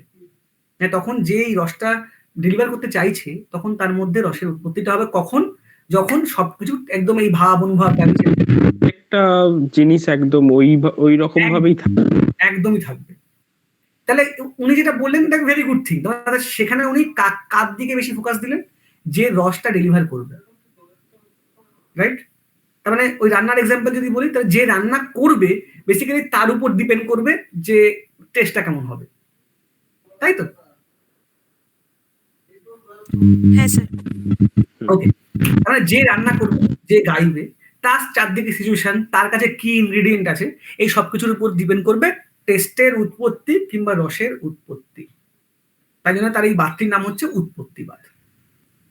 ওকে, অ্যাকচুয়ালি উৎপত্তিবাদ উনি বলে যাননি, উনি বলছিলেন উপচিতিবাদ। সেটা পরবর্তীকালে শাস্ত্রীরা সেটাকে অনেক বিশ্লেষণ করে নাম দিয়েছেন উৎপত্তিবাদ। তাহলে এই কোশ্চেনটা পরীক্ষা যে उत्पत्तिवाद का जनक कौन है, who is the creator of the उत्पत्तिवाद, इज भट्ट लोलट। ওকে, তার মানে উনি বেসিক্যালি কাকে দিকে ফোকাস করলেন? উনি ফোকাস করলেন যে ক্রিয়েটার, মানে যে ডেলিভারেবল, যে ডেলিভার করছে তার উপরে, প্লাস চারিদিকে সারাউন্ডিংস সমস্ত কিছু, মানে এভরিথিং, যে ভাব এবং অনুভব, মানে যা যা রস তৈরি, ওই বললাম রসের জন্য তার করণ, তার ক্রিয়াপদ, সেটার উপরে। কিছুদিন বাদে ভট্ট শঙ্কুক, তিনিও নাট্যশাস্ত্র যখন তার টিকা লিখছেন, তখন তিনি বললেন যে না, ভাটলোলা ঠিক বলেননি। মানে উনি শুধুমাত্র গায়কের উপর ফোকাস করলেন, উনি শুধুমাত্র যে রান্না করে তার উপর ফোকাস করলেন, কিন্তু সামনে যারা বসে আছে তাদেরটাও তো বুঝতে হবে, রাইট? হুম মানে সে রান্না করলো, আমাকে যা খুশি খেয়ে নেবো, সে তো ভাবছে ভালো না। মানে খুব ভালো কোয়েশ্চেন, বললেন যে একটা সাবজেক্ট ডেভেলপার কোয়েশ্চেন করে, উনি কোয়েশ্চেন করলেন, ও মাই গড, না না না, এটা ভুল হচ্ছে। রাঁধুনির হাতে কখনো রান্না টেস্ট থাকতে পারে না। হ্যাঁ, অফকোর্স থাকতে পারে, কিন্তু যে খাচ্ছে তার উপর ডিপেন্ড করবে রান্না টেস্ট কেমন হবে, তাই তো? হ্যাঁ, কারণ নুন বেশি লাগতে পারে, কারোর কম দিস ইজ দ্য এরকম। Point, good point. তার মানে আজকে ওই যে বললাম, আর্সেনালের সামনে থেকে যখন যাচ্ছি, গন্ধ শুকে আমার মধ্যে খিদে পেতে পারে, তবে এটা রাঁধুনির গুণ, অফকোর্স। কিন্তু সেই গন্ধটার খাবারটা যে আদৌ ঠিকঠাক হবে কিনা সেটা কিন্তু আমাকে খেয়েই বুঝতে হবে। হ্যাঁ। কিংবা আমাকে অনুমান করতে হবে গন্ধ শুকে, আহা এই গন্ধটা ভালো গন্ধ, রাইট? খুব মন দিয়ে ভাবি, একটা আপেল যখন ফ্রেশ থাকে তার একটা সুন্দর গন্ধ থাকে, সেটা পচে গেলে সেটা খারাপ গন্ধ দেয়। তার মানে গন্ধটা ইম্পর্টেন্ট নয়, ওই গন্ধের এক্সপিরিয়েন্সটা ইম্পর্টেন্ট, আমার যে গন্ধটা শুকছে, রাইট? রাস্তায়, তার মানে আমি যখন যাচ্ছি, ধরো কেউ একটা গান গাইছে, আজকে যা যারে আপনি মন্দির ভাই, আমি বাবা করে এক্সাম্পলটা দিচ্ছি কারণ এখানে দুটো ভাবই আছে। তো যখন আমি যদি গানটা সম্বন্ধে আমি না জানি, তাহলে কিন্তু আলটিমেটলি কোনো লাভ নেই। সে আমার সামনে কি গাইলো কি না গাইলো, তাহলে আমি রসাস্বাদন করতে পারবো না। পারবো কি? না। আর এই জন্য তো ক্লাসিক্যালের সাথে ম্যাক্সিমাম মানুষ কানেক্ট করতে পারে না। হুম। তারা ওই জিনিস বললাম যে এক্সাম্পল যে ফোক এগুলোর সাথে কানেক্ট করতে পারে, কারণ জিনিস তারা বোঝে ভালো করে। হ্যাঁ। ওকে, তাহলে এই যে বললাম, তার মানে ভট্ট লোলাট যে উৎপত্তিবাদের কথা বললেন, আজকে ভট্ট শঙ্কুকে সে প্রথমে বললেন যে না, এটা চলতে পারে না। এই যে আমি যে এক্সাম্পল গুলো দিলাম, যে উনিও সেরকম কিছু এক্সাম্পল পুট করেছিলেন, বলছেন যে না, দেখো এক্সাম্পল গুলো দেখে বোঝা যাচ্ছে যে না, অ্যাকচুয়ালি এরকম হয় না। তার মানে আমি ওকে গুরুত্ব দিচ্ছি, কিন্তু ওটাই শিওর নয়। তার সাথে আমাকে যে লোকটা শুনছে তাকেও অনুমান করতে হবে যে উনি কি করতে চাইছেন। ওকে, বুঝতে পারছি? হ্যাঁ স্যার। আমরা যে প্রেক্ষক কিংবা যে টেস্ট করছে তাকে অনুমান করতে হবে যে উনি কি করছেন। আর ২ নম্বর পয়েন্ট, আরো একটা সুন্দর কোশ্চেন করলেন, বললেন যে দেখো আজকে ধরো কেউ একটা রামের পাঠ করছে কোনো সিনেমায় কিংবা কোনো নাটকে, রামের পাঠ করছে, রাইট? তার মানে সে কিন্তু নিজের ক্যারেক্টারকে ওখানে দেখাতে পারবে না, তাকে সেই ভগবান রামের ক্যারেক্টারকে দেখাতে হবে। কিন্তু মজার কথা, রামকে তো কেউ দেখেনি। উনি কি দেখেছেন? ধরো আজকে আমি রামের অ্যাক্টিং করি, আমি কি রামকে দেখেছি? না। না। তাহলে আমাকে কি করতে হবে? অনুমান করে নিতে হবে যে রাম ওরকম ছিল, লোকে এরকম বলে, আমাকে অনুমান করে তার মতন করে অ্যাক্টিং করতে হবে, রাইট? হ্যাঁ। কারণ আমি তো তার চোখে দেখিনি। আর আমার সামনে যে শ্রোতা কিংবা যে দর্শক বসে আছে, তাদেরও তারাও কিন্তু অনুমান করে এসছে রাম ওরকম ছিল, তাই তো? আজকে আমরা যখন বন্ধু যখন বলে আর্সেনালের বিরিয়ানিটা খুব ভালো, আমাদের মাথায় ওই জিনিসটা বসে যায়, তার মানে আর্সেনালের বিরিয়ানি ভালো। আমরা যখন আর্সেনালের পাশ থেকে আসছি, সুন্দর গন্ধ শুনে মনে হচ্ছে আহা কি ভালো বিরিয়ানি হচ্ছে, রাইট? তার মানে উনি বললেন যে শুধুমাত্র চারিদিকের জিনিসপত্র নয়, তাহলে তুমি যখন কোনো অ্যাক্টিং করছো কিংবা তুমি যখন কিছু কিছু কিছু ডেলিভার করছো, তোমাকে অনুমান করে নিতে হবে যে সেটা কিরকম হবে, মানে যে দর্শক তার ক্ষেত্রে, আর যে অ্যাক্টিং করছে তাকে অনুমান করে নিতে হবে যে এই যে ক্যারেক্টার আমি প্লে করছি কিংবা এই যে গানটা আমি গাইছি সেটা আসলে কেমন হতে পারে। ওকে, তাহলে শুধুমাত্র সারাউন্ডিংস আমার ইচ্ছার মতো কোনো চলবে না, আমাকে অনুমান করতে হবে যে আমার সামনের দর্শক কিভাবে নিচ্ছে, রাইট? আজকে আজকে আমি আরেকটা ভালো এক্সাম্পল দিই। একটা সময় 4 ঘন্টা 5 ঘন্টা ধরে খেলের প্রোগ্রাম হতো, আজকে 20 মিনিটে প্রোগ্রাম হয়, রাইট? আর দেখবে সবাই শেষে এখন লোকে কি শুনতে বসে থাকে, তান করবে, করবে, একটা ভজন গাইবে, ঠুমরি গাইবে, লোকের ইন্টারেস্ট ওইখানে বেশি, ক্লাসিক্যাল মিউজিক কিন্তু নেই আর। লাইট মিউজিকে বেশি ইন্টারেস্ট। আর এই জন্যে এখনকার শিল্পীরাও কি করবে দেখবে, 10 মিনিট রাগ গাইবে, তারপরে শুরু করবে আমি একটা এসে শুরু করলাম, হ্যাঁ। রাইট? তার মানে এটা কি, সে দর্শককে বুঝতে পারছে, অনুমান করে নিচ্ছে, দর্শক বুঝতে পারছে না, দর্শক চাইছে না। টেস্ট আবার সেই শিল্পীটাই যখন খুব সিরিয়াস দর্শকের সামনে বসছে, উনি বুঝে নেবেন সামনে তো বড় বড় পণ্ডিতরা আছে, আমি যদি ভুলভাল গাই এরা ধরবে। হ্যাঁ। তার মানে প্রত্যেককেই অনুমান করে নিতে হবে সে যে শুনছে যে গাইছে। তা উনি বললেন তাহলেই রসের নিষ্পত্তি সঠিক হবে। তা উনি ভট্ট শঙ্কুকের ভট্ট লোলাট এর মতবাদটাকে নালিফাই করলেন। উনি বললেন যে না, এইটা একদম 100% হতে পারে না, এর সাথে এই জিনিসটাও অ্যাড করতে হবে। সেটা কি? সেটা অনুমান। তাই জন্য তার বাদের নাম হচ্ছে অনুমিতিবাদ। ওকে, তারপরে ভট্ট শঙ্কুক তিনি কি করলেন, তিনি আর এক নতুন বাদের জন্ম দিলেন, তার নাম হচ্ছে অনুমিতিবাদ। বুঝতে পারলাম? হ্যাঁ স্যার। তার ভট্টলাট কি করেছিলেন, উৎপত্তিবাদ। ভট্ট শঙ্কুক কি করলেন, অনুমিতিবাদ। ওকে, কিন্তু এরপর একটা মজার ঘটনা ঘটলো।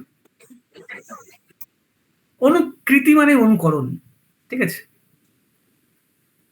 তো এই মজার কথা হচ্ছে এরপরে একটা অদ্ভুত ঘটনা ঘটলো। এই পর্যন্ত সব ঠিকঠাকই ছিল, সবাই তারা বুঝলো যে না হ্যাঁ দিস ইজ দ্য পয়েন্ট, রস বুঝতে গেলে আমাদের এভাবে বুঝতে হবে। এরপরে একটা অদ্ভুত একজন লোক তিনি আসলেন, তিনি অনেক বড় শাস্ত্রী ছিলেন, তার নাম হচ্ছে ভট্ট নায়ক। ওকে, উনিও নাট্যশাস্ত্রের টিকা লিখেছিলেন, এবং উনি নাট্যশাস্ত্রের টিকা লেখার সময় এই বাকি শাস্ত্রী মানে এই পুরনো শঙ্কুক, লোল্লাট, এদের জিনিসগুলো পড়াশোনা করলেন। এবার উনি বললেন সবই তো বুঝলাম ভাইয়া, তোমরা সবাই ঠিক, আমি ভুল নালিফাই তো করবো পরে, আগে বলছি তোমরা সবাই ঠিক, কিন্তু প্রশ্ন হচ্ছে যে যে জিনিসটা টেস্ট জানে না সে কি সেই জিনিসটা টেস্ট করতে পারবে? রাইট? আজকে ধরো আমি ভেজিটেরিয়ান, আমি ননভেজ খাই না, তাহলে আমার সামনে যদি কেউ এসে বলে আহা কি ভালো বিরিয়ানি খেলাম, আমার উপর কি এফেক্টটা পড়বে? না, ইন্টারেস্টই লাগবে না। বুঝতে পয়েন্ট, তার মানে আমি সেই রসের রসিক হতে পারবো না। হ্যাঁ। তাই বলে কি ওই যারা রান্না করেছে ভালো করে, ওই ওই ধরো ওই দুটো বাদকে মেনে নিয়েছে যে ভালো করেছে, অনুমান করেছে এরকম করলে ভালো হবে, এটাই ভাবে, এটা তারাও তো ফেল করে গেল। তার মানে এই যে আমি, তার মানে যে টেস্ট, যার কাছে নিজের টেস্ট সম্বন্ধে আইডিয়া নেই, কিংবা সেই যদি এক্সপিরিয়েন্স না হয় সেই টেস্টের সম্বন্ধে, তাহলে আলটিমেটলি কোনো কিছুরই টেস্ট হবে না, তাই তো? তাই উনি বললেন যে না খেয়েছে সে টেস্ট কি করে বুঝবে, তাহলে যে ফিল না করেছে সে ফিলটা কি করে বুঝবে? তাই উনি এক অদ্ভুত বাদ প্রচলন করলেন, তার নাম হচ্ছে ভুক্তিবাদ। ওকে, যে ভুক্তি মানে ভুক্ত মানে মানে অভুক্ত থাকে, তার মানে যে খাওয়া, ভুক্ত মানে খাওয়া, রাইট? আমরা বলি না যে আমরা ভুক্তভোগী। হ্যাঁ। ধরো আজকে মানে ধরো কেউ একটা তোমাদের কাছে দুঃখের কথা বলছে, আমরা কার সাথে কি বলি, সত্যি তো আমার সাথে এরকম হয়েছিল, রাইট? হ্যাঁ। তখনই কিন্তু তার সাথে আমরা কানেক্ট করতে পারি। কানেক্ট করতে পারবেন। আজকে যদি তার সাথে আমি কানেক্ট করতে না পারি তাহলে তো আমি তার কষ্টটা বুঝবো না, কিংবা তার আনন্দটা বুঝবো না। তাই জন্য তো আমরা কথাটা বলি যে আমরা কিন্তু ভুক্তভোগী, আমরাও ভুক্তভোগী, তাই না? তা উনি এই কথাটাই বললেন যে তুমি যদি নিজে এই জিনিসটা ফিল না করে থাকো কোনোদিনও, তাহলে তুমি ফিলিংস কি করে বুঝবে? তাই উনি যে মতবাদ তৈরি করলেন তার নাম হচ্ছে ভুক্তিবাদ, মানে আগে টেস্ট জানতে হবে তাহলে তুমি টেস্টটা বুঝবে। আর ঠিক তাই এই বললাম, একটু আগে বাবার এক্সাম্পল দিচ্ছি, তার মানে যে লোকটা ক্লাসিক্যালি অ্যাকচুয়ালি মানে তার এক্সপিরিয়েন্স নেই, সে বিশ্বাস করে তারা কেউ ক্লাসিক্যাল পছন্দ করবে না, শুনতে কেউ যায় না। আমাকে দেখো আজকে আমি তোদের পড়াচ্ছি, একটা সময় আমি ক্লাসিক্যাল পছন্দ করতাম না, আমার মতো ক্লাসিক্যাল করে, আমি এই কথাটাই সবাইকে বলতাম। আজকে আমি সারাদিন রাত ক্লাসিক্যাল নিয়ে পড়ে আছি, রাইট? দেখো আমি তার এই প্রকৃষ্ট এক্সাম্পল। তার মানে আমি যখন ফিল করতে শুরু করেছি যে ক্লাসিক্যালটা এরকম, বোঝার চেষ্টা করেছি, সবকিছু করেছি, তার মানে বোঝার চেষ্টা করেছি, অনুমান করেছি সবাই সবাই বলছে ভালো, তাহলে এটা ভালো হবে। আমি তারপরে কি করলাম, তারপরে আমি আমার সারাউন্ডিং এরকম বইপত্র গান বাজনা শুরু করলাম, তারপর সারাউন্ডিং রেডি করলাম, তারপর অনুমানটাও রাখলাম, সারাউন্ডিংটাও রাখলাম। তারপরে আমি যখন সব প্রোগ্রাম শুনতে শুরু করলাম, সবার সঙ্গে শুনতে শুনতে যখন টেস্ট বাড়লো আমার, রাইট, আমার টেস্ট আলাদা হয়ে গেল, তখন এখন আমি যখন ক্লাসিক্যাল মিউজিক শুনি তার সাথে আমি কানেক্ট করতে পারি, right? This is the point. তা উনি একটা অদ্ভুত জিনিস বললেন যে ভাই যে না খেয়েছে সে কিছু বুঝবে না। তাই রস সবসময় হচ্ছে ভোক্তা আর যে তার উপর ডিপেন্ড করবে, ডিপেন্ড করছে কে করছে কি না করছে না, ভোক্তার উপর ডিপেন্ড করবে। তার মানে যে রামের ক্যারেক্টার করছে তাকে রাম সম্বন্ধে জানতে হবে। যে রাম সম্বন্ধে আজকে একটা মুসলিম সে কখনো ভালো রামের অ্যাক্টিং করতে পারবে না, রাইট? আর যে রাম কোন সম্বন্ধে শোনেইনি, ক্রিশ্চিয়ানরা, তারা কোনদিন রামের ওই ভাবটা যে সীতা চলে যাচ্ছে তার দুঃখ কোনো সে ফিল করতে পারবে, রাইট? আজকে যখন কোনো নাটক হয়, সেখানে যখন কোনো বিরহ হয়, কেউ কাউকে ছেড়ে চলে যায়, সিনেমা যখন ধরো ব্রেকআপ হয়, যখন আমাদের মনে হয় না যে কি আমাদেরও দুঃখ হচ্ছে, পার্সোনাল দুঃখ হচ্ছে, রিলেট করা যায়, আমরা কান্না করে দিই, রাইট? অনেক কান্না করে সিনেমা হলে বসে, চিরদিন তুমি আমার দেখে লোক কান্না করছে সিনেমা হলে, কেন? তো সিনেমা, তারা জানে ওটা সিনেমা, কিন্তু কান্না করছে কেন? বিকজ দে ফিল, তারাও ওই জিনিসটা ফিল করেছে কোনো না কোনো সময়, রাইট? তাই ভট্টনায়কের ভুক্তিবাদ একটা সময় প্রচুর আলোড়ন ফেলেছিল এই রসশাস্ত্রের মধ্যে। তো এরপরে আসলেন সবচেয়ে বড় মতবাদের সৃষ্টিকার, তিনি হচ্ছে অভিনবগুপ্ত। তিনি কি বললেন? বললেন আমি সব বুঝেছি আমি, এবং তিনি হচ্ছে সবচেয়ে বড় রসশাস্ত্রের প্রচারক। আমি বলছি না, দুজনের মধ্যে আনন্দবর্ধন অভিনবগুপ্ত, আর তিনি সব কিছু ডিটেল এভরিথিং প্রত্যেকটা পুঙ্খানুপুঙ্খ বিচার করলেন।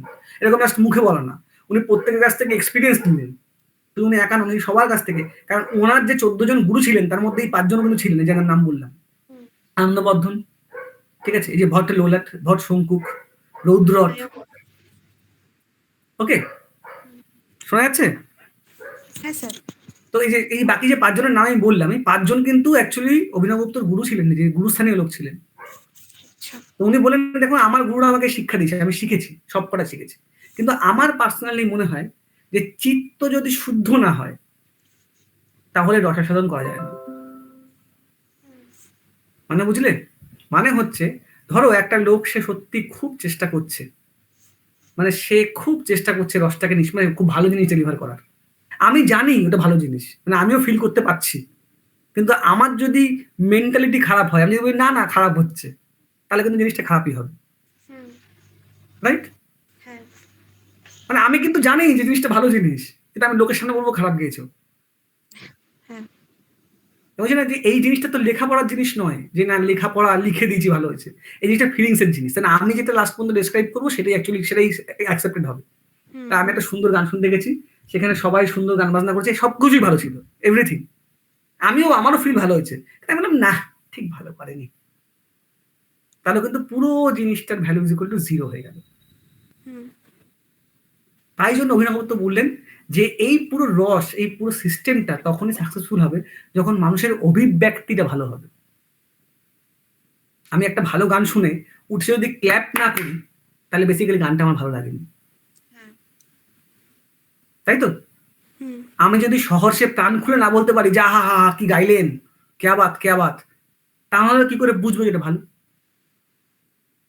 মানে যে গাইছে সেও কি করে বুঝবে, আর আমি আমার এক্সপ্রেশনটা কি করে বলবো সত্যি এটা ভালো, তাই তো? উনি বললেন চিত্ত যদি শুদ্ধ না হয়, অভিব্যক্তি যদি বিশুদ্ধ না হয়, তাহলে আলটিমেটলি কোনো লাভ নেই। তো তাই তার এই শুধুমাত্র এই ছোট্ট একটা লাইন একটা বিশাল বিপ্লব নিয়ে আসলো। উনি বললেন আমি সবারটা মেনে নিলাম, সবারটা আমি নারিফাইও করছি। কিভাবে? যে আমি সব শোনার পরে যদি বলি হয়নি, তাহলে আলটিমেটলি হয়নি। তা আমাকে কিন্তু পিওর ফর্মে আমার এক্সপ্রেশনটা দেখাতে হবে, রাইট? আজকে ধরো আমার খুব দুঃখ হচ্ছে, আমি লোকের সামনে দুঃখ করে চেপে আসি, তাহলে লোকে কি বুঝতে পারবে যে আমার দুঃখ হচ্ছে? তাহলে আমরা কথা বলছি রস নিয়ে, তা আমি যদি রসের নিষ্পত্তিটাই না দেখাই শুদ্ধ চিত্তে, এক্সপ্রেস করাটা দরকার, তাহলে আলটিমেটলি কি লাভ? উনি বললেন এক্সপ্রেশন বা অভিব্যক্তি, সেটাই হচ্ছে শেষ কথা, রাইট? তারপর ধরো যে গাইছে সে হয়তো ঠিক করে শিখে এসছে যেভাবে গাইতে হবে, কিন্তু সে লোকের সামনে ঠিক করে গাইলো না, সেটাও খারাপ জিনিস। যে শুনছে তার খুব ভালো লেগেছে, সে বললো না যে খুব ভালো লেগেছে, সেটাও খারাপ জিনিস। তার মানে অভিব্যক্তি যদি খারাপ হয়, তাহলে ultimately end of the day সব খারাপ। উনি এই কথাটা বললেন, এবং উনি তখনই বলেন নবরস, এতদিন পর্যন্ত সবাই 8টা রসই বলেছেন, ইভেন অভিনবগুপ্ত নিজের বইতে 8টি রসই স্বীকার করেছেন, এবং উনি নবরস নিয়ে লোকের সাথে তর্ক করছেন, বুঝলেন না? উনি প্রত্যেকের সাথে তর্ক করছিলেন, এবং উনি প্রত্যেকটার মতবাদ সবার সাথে ডিসকাস করেছিলেন, করে পরিষ্কার করেছিলেন যে চিত্ত যখন শুদ্ধ, যখন আমাদের মন খুব শান্ত, যখন মানে অ্যাজিটেটেড নয়, তখন একটা অদ্ভুত সিচুয়েশন তৈরি হয়, that can be considered as এ রস, অ্যান্ড দ্যাট ইজ শান্ত রস। এই যে বলুন নির্বেদ, মানে যেখানে মনে কোনো বাঁধন কিংবা বেদনা নেই, মানে যে সময়টা কোনো রস সৃষ্টি হচ্ছে না, কিছুই হচ্ছে না, সেই সময়টা তো এক্স্যাক্টলি। কারণ একটা ধরো একটা ফাঁকা বাটি কিংবা ধরো ফাঁকা ড্রাম, তার মধ্যে তো আমি জল ভরতে পারবো, রাইট? জল যদি ভর্তি থাকে কোনো জায়গায়, আমি সেখানে এক্সট্রা জল অ্যাড করতে পারবো? মানে সেই যে ব্ল্যাঙ্ক স্পেসটা, সেটার কথা উনি বলছেন। This is the point. তার মানে এখানে চিত্তে অন্য কোনো ভাব নেই, তবে আমার সামনে যে আছে তার ভাবটাই আমার মধ্যে আসবে, রাইট?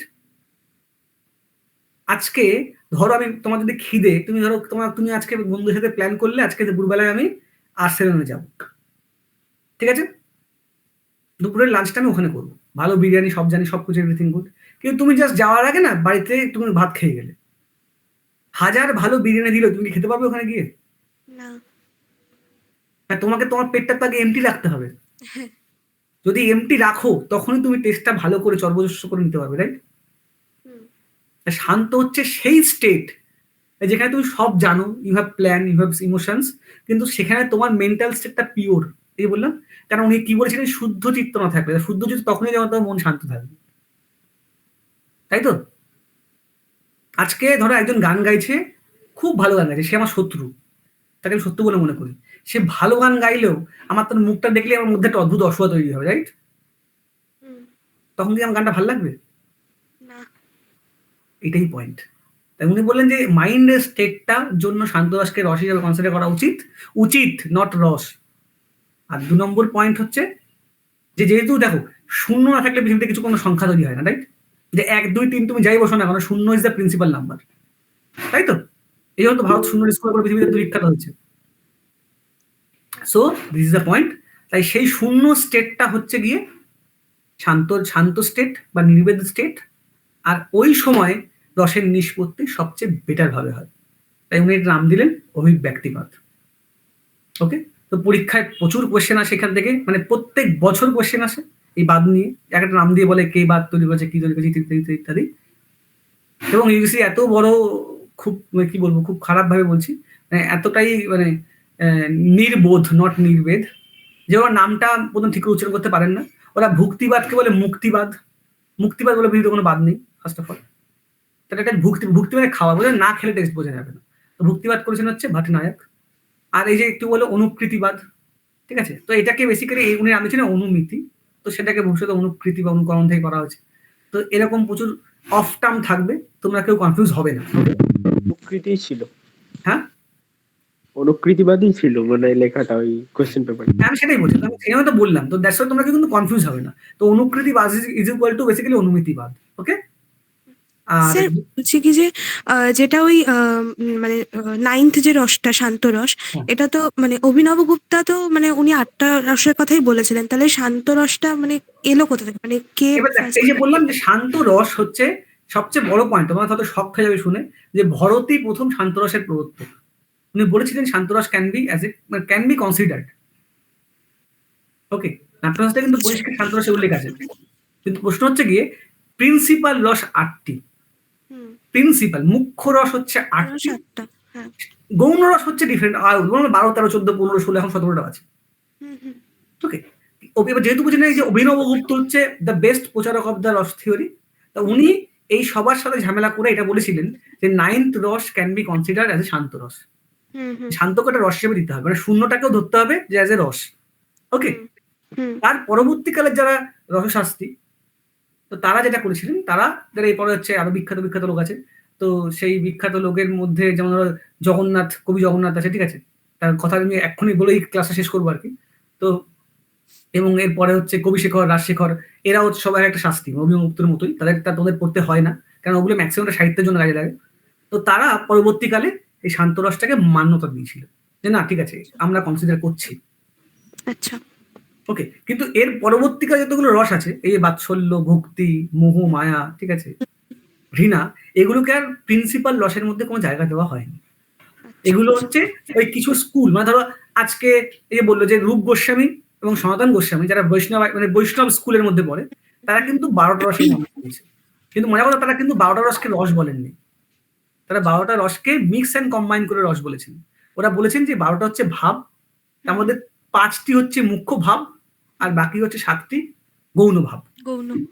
ওকে, সো এইরকম আর কি। তো তারা কিন্তু কেউ যে রস শব্দটা উচ্চারণ করেন না, তারা সবাই ভাব হিসেবে এটা কনসিডার করেছে। তো পরীক্ষায় আসে, তাই জন্য তোমাদের এটা পড়তে হবে। আসলে কিন্তু ঘটনাটা এরকম নয়। ওকে, আর শেষ কথা বলবো, পরীক্ষার একটা অদ্ভুত কোশ্চেন আসে, সেটা হচ্ছে চিদাবরণ ভঙ্গ। কি স্যার আরেকবার বলুন? চিদাবরণ ভঙ্গ, আচ্ছা। এই কোশ্চেনটা মাথায় রাখো, কারণ এটা প্রত্যেক 1 বছর অল্টারনেট করেই কোশ্চেনটা আসে পরীক্ষায়, যে who is the proposer of চিদাবরণ ভঙ্গ। ওকে, এইটা প্রত্যেক 1 বছর পর পর পরীক্ষায় এসছে। তো এই পরীক্ষাটা হবে জগন্নাথ কবিরায়, তিনি হচ্ছে এটা এই ভাবটা, এই যে চিদাবরণ ভঙ্গ হচ্ছে একটা ভাব। ওকে, এই যে আমি তোমাদের যখন স্লাইড দেখানো শুরু করেছিলাম, আমি প্রথম স্লাইডটায় দেখিয়েছিলাম যে সবার শেষটা হচ্ছে ভক্তি। কে বলেছিলেন এটা একবার? এটা হচ্ছে জগন্নাথ কবিরায়, ঠিক আছে, কবি জগন্নাথ, তিনি এই চিদাবরণ ভঙ্গ এই টার্মটার প্রথম উনি এনেছিলেন রসশাস্ত্রে। ওকে, তো এটা আমি আবার বলছি, এটা খুব ইম্পর্টেন্ট কোয়েশ্চেন, কেননা এই কোয়েশ্চেনটা প্রত্যেক 1 বছর পর পরীক্ষা আসে। তোমরা যদি দেখো আসবেই পরীক্ষা চিদাবারণ ভাঙ। ওকে, তো চিদাবারণ ভাঙ হচ্ছে একটা টার্ম রসশাস্ত্রে। সেটা কি? সেটা যে চিত আবরণ ভঙ্গ। চিত মানে চিত্ত, আবরণ মানে হচ্ছে আবরণ, ভঙ্গ মানে ভেঙে যাওয়া। রাইট, খুব ইজি টার্ম। তো উনি বলছেন যে যেটা অভিনবগুপ্ত বলেছিলেন যে চিত্ত যদি শুদ্ধ হয়, রাইট, তাহলে আমরা রসটা ঠিক করে এক্সপ্রেস করতে পারবো কিংবা নিতে পারবো।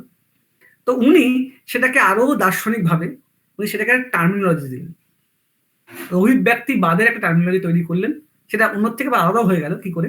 উনি বলছেন যে মনের আবরণ যখন ভেঙে যায়, মানে মন, আমাদের মনটাকে যে সমস্ত কলুষ চিন্তা ভাবনা, বাজে জিনিস যে আবরণ দিয়ে ঢেকে রেখেছে, সেটা যদি ভেঙে যায়, তাহলেই আমরা পরমাত্মার যে স্বাদ, এই যে ভগবানের যে স্বাদ, কিংবা যে পৃথিবীর রসের স্বাদ, এই শূন্যতার স্বাদ, মানে যে কোনো স্বাদ, সেইটা আমরা খুব ভালো করে ফিল করতে পারবো। ওকে, হ্যাঁ তাই স্যার। জন্য উনি এই টার্মিনোলজির নামটা দিন হচ্ছে চিত আবরণ ভঙ্গ, মানে বাংলায় চিত আবরণ ভঙ্গ। ওকে, হুম। তাহলে এই তোমাদের পরীক্ষায় কাজে লাগার মতন হচ্ছে এইটুকুই হচ্ছে পড়তে হবে, আমি এতক্ষণ ধরে বললাম। ওকে, হুম। আর আরেকটা, সৃষ্টির হ্যাঁ? ক্ষেত্রে কি কাজে লাগছে? কোনটা? চিতাবারণ ভাঙটা রস সৃষ্টিতে কি কাজে লাগছে, মানে এটা রস সৃষ্টি না, এটা রস নিষ্পত্তিতে কাজে লাগছে। কিরকম ভাবে ঠিক? এই যে বললাম চিত আবরণ ভঙ্গ, মনের যে চিত, মানে চিত মানে তো মন, রাইট, চিত্ত, আবরণ মানে হচ্ছে আবরণ, ভঙ্গ মানে ভঙ্গ। তো এই চিত আবরণ ভঙ্গ হচ্ছে গিয়ে মনের যে আবরণ, ধরো যেটাই মোহ মায়া, ঠিক আছে, এই আমাদের ঘৃণা, এই যাই হোক না কেন, যেটা আমাদের মনকে না ঢেকে রেখে দিচ্ছে, মনটাকে না ওপেন হচ্ছি না আমরা কারোর সাথে। আচ্ছা আচ্ছা, মানে সেই ওকে, চিত্তবরণটাকে ভঙ্গ হ্যাঁ, করে। এটা আজকের দিনে এই চিত আবরণ ভঙ্গ, চিত আবরণের একটা সুন্দর টার্ম আছে যেটা আমরা সবাই জানি, সেটা হচ্ছে ইগো। হ্যাঁ ইগো, হ্যাঁ। রাইট, আমি একটা বললাম, আজকে যদি আমার যদি ইগো থাকে না, আমি কারোর সাথে মিশতে পারবো, কানেক্ট করতে পারবো না, কেউ আমার সাথে কানেক্ট করতে পারবে, তাহলে রসের তো কোনো গল্পই হবে না, রাইট? হুম হুম। তাই তো। আর সেটা এই ইগোটা ভাবো যে আজকে এই যে ধরো উনি যেটা, মানে উনি যেহেতু দার্শনিক ছিলেন, তো উনি বলছেন পৃথিবীর সবচেয়ে ভালো রস হচ্ছে গিয়ে ভগবান চিন্তা, ভগবত চিন্তা, ঠিক আছে? ভক্তির। না না, ভক্তি রস না, মানে ভগবান চিন্তা, ঠিক আছে? মানে এই ভক্তি মানে ধরো ভগবান মানে কি, ভগবান ব্রহ্মকে পাবো, জগৎ ব্রহ্মকে বুঝবো, রাইট? সেটা তখনই হবে যখন তুমি জগতের মোহ মায়া, লোভ, হিংসা, যে যা যা মানে যাই জিনিস তোমার মনে একটা আবরণ তৈরি করবে, সেটাকে ভেঙে বেরোতে পারবে। বুঝতে পারছি? তো এইটা বেসিক্যালি ওই বৈরাগ্য জিনিস, মানে বৈরাগ্যকে হিসেবে মতন পরবর্তীকালে ভাব হিসেবে জায়গা দেওয়া হয়েছে। এই যে তোমাদের যখন শান্তরাস পড়বে, সেটা নির্বোধের সাথে কিন্তু বৈরাগ্যও শান্তরাসের একটা বড় ভাব। ওকে, তো বেসিক্যালি এইখানে হচ্ছে তোমাদের এইটুকুই তোমাদের আজ পরীক্ষাতে আসে, এবং এইটুকু পড়লে আশা করি রস তোমাদের, আশা করি বোঝাতে পেরেছি এবং তোমরা কানেক্ট করতে পারছো, মানে রস নিষ্পত্তি আশা করি ঠিকঠাক হয়েছে, রাইট? হ্যাঁ স্যার। আর রসটা বড্ড ইজি, যখনই কোনো রস নিয়ে কোনো প্রবলেমে পড়বে, তোমাদের নিজেকে কোশ্চেন করবে যে এই এতক্ষণ যে শুনলে, রসটা প্রত্যেকের উপর ডিপেন্ড করে। এই যে বললাম অনুমান করা, নিজের ফিলিংস থেকে শুরু করে উৎপত্তি থেকে এভরিথিং। তো নিজেকে সিচুয়েশনে দাঁড় করাবে, করে ভাববে যে বেসিক্যালি এটা এখানে কি হতে পারে। ওকে, হ্যাঁ স্যার। সুমিতা?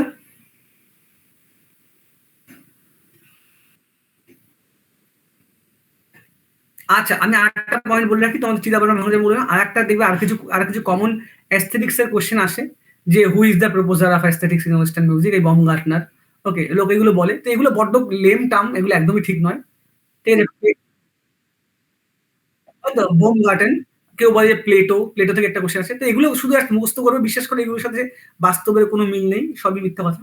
ওকে, সো জাস্ট পড়ার জন্য পড়ে নেবে এগুলো, যে who is the father of aesthetics is called Baumgartner, who is the founder of the basic aesthetic school is Plato. Okay, তো বেসিক্যালি এই দুটো কোশ্চেনই আসে প্রত্যেক বছর ঘুরিয়ে ফিরিয়ে এদিক ওদিক করে। তো এই হচ্ছে শেষ। স্যার সেকেন্ড ধন্যবাদ। কোয়েশ্চেনটা কি বললেন? হু is the founder of the school of aesthetics? আচ্ছা। ওকে, স্যার আনসারটা একটু বলুন। প্লেটো। আর আগেরটার আনসার? বমগার্টনার। ঠিক আছে, আশা করি আজকে এই পর্যন্তই থাক।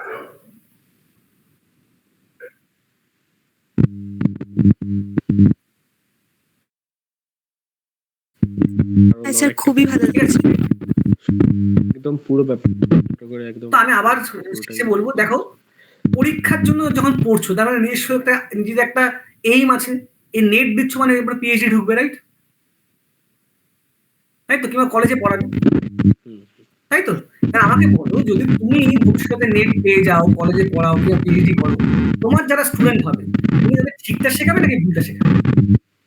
ঠিকটা ঠিকটাই শেখাবো। শেখাবো স্যার। কিন্তু আর নিশ্চয়ই তখন আর নেট, তখন একবার তুমি নেট পাস করে দিলে নিশ্চয়ই নেটের কথা ভাববে না যে নেটে কি আছে। না। তখন তোমাকে সত্যিই পড়াতে হবে। হ্যাঁ। তাই সবসময় সত্যিটা আগে জানবে, পরীক্ষার পড়াটা পরে। ওকে? পড়াটা পড়ার মতন হবে, পরীক্ষার পড়াটা পরীক্ষার মতন হবে। ঠিক আছে? হ্যাঁ স্যার। ঠিক আছে। তো আশা করি আমি তোমাদের বোঝাতে পারলাম। হ্যাঁ স্যার, খুব ভালো স্যার লেগেছে একটু ক্লাস।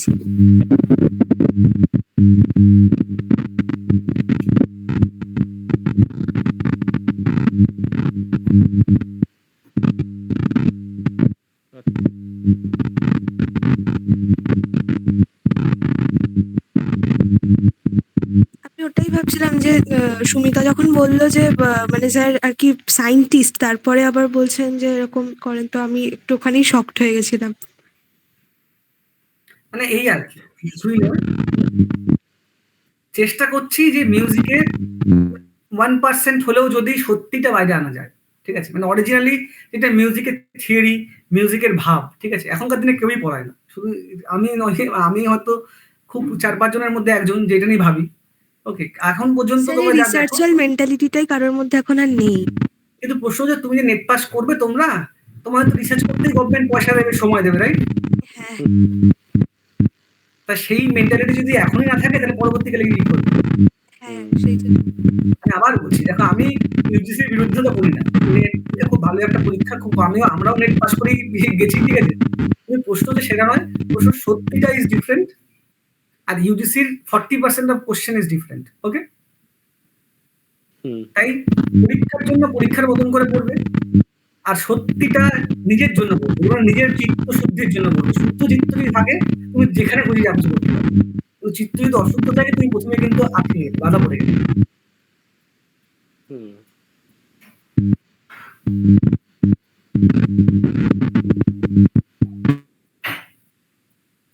ঠিক আছে, চলো Thank you, সবাই। স্যার। আবার হয়তো কোনো একদিন কোনো একটা টপিকে তোমার সাথে দেখা হবে আমার। ওকে? একদম একদম। স্যার, ঠিক আছে, চলো, গুড নাইট সবাই। Good tata. Night sir.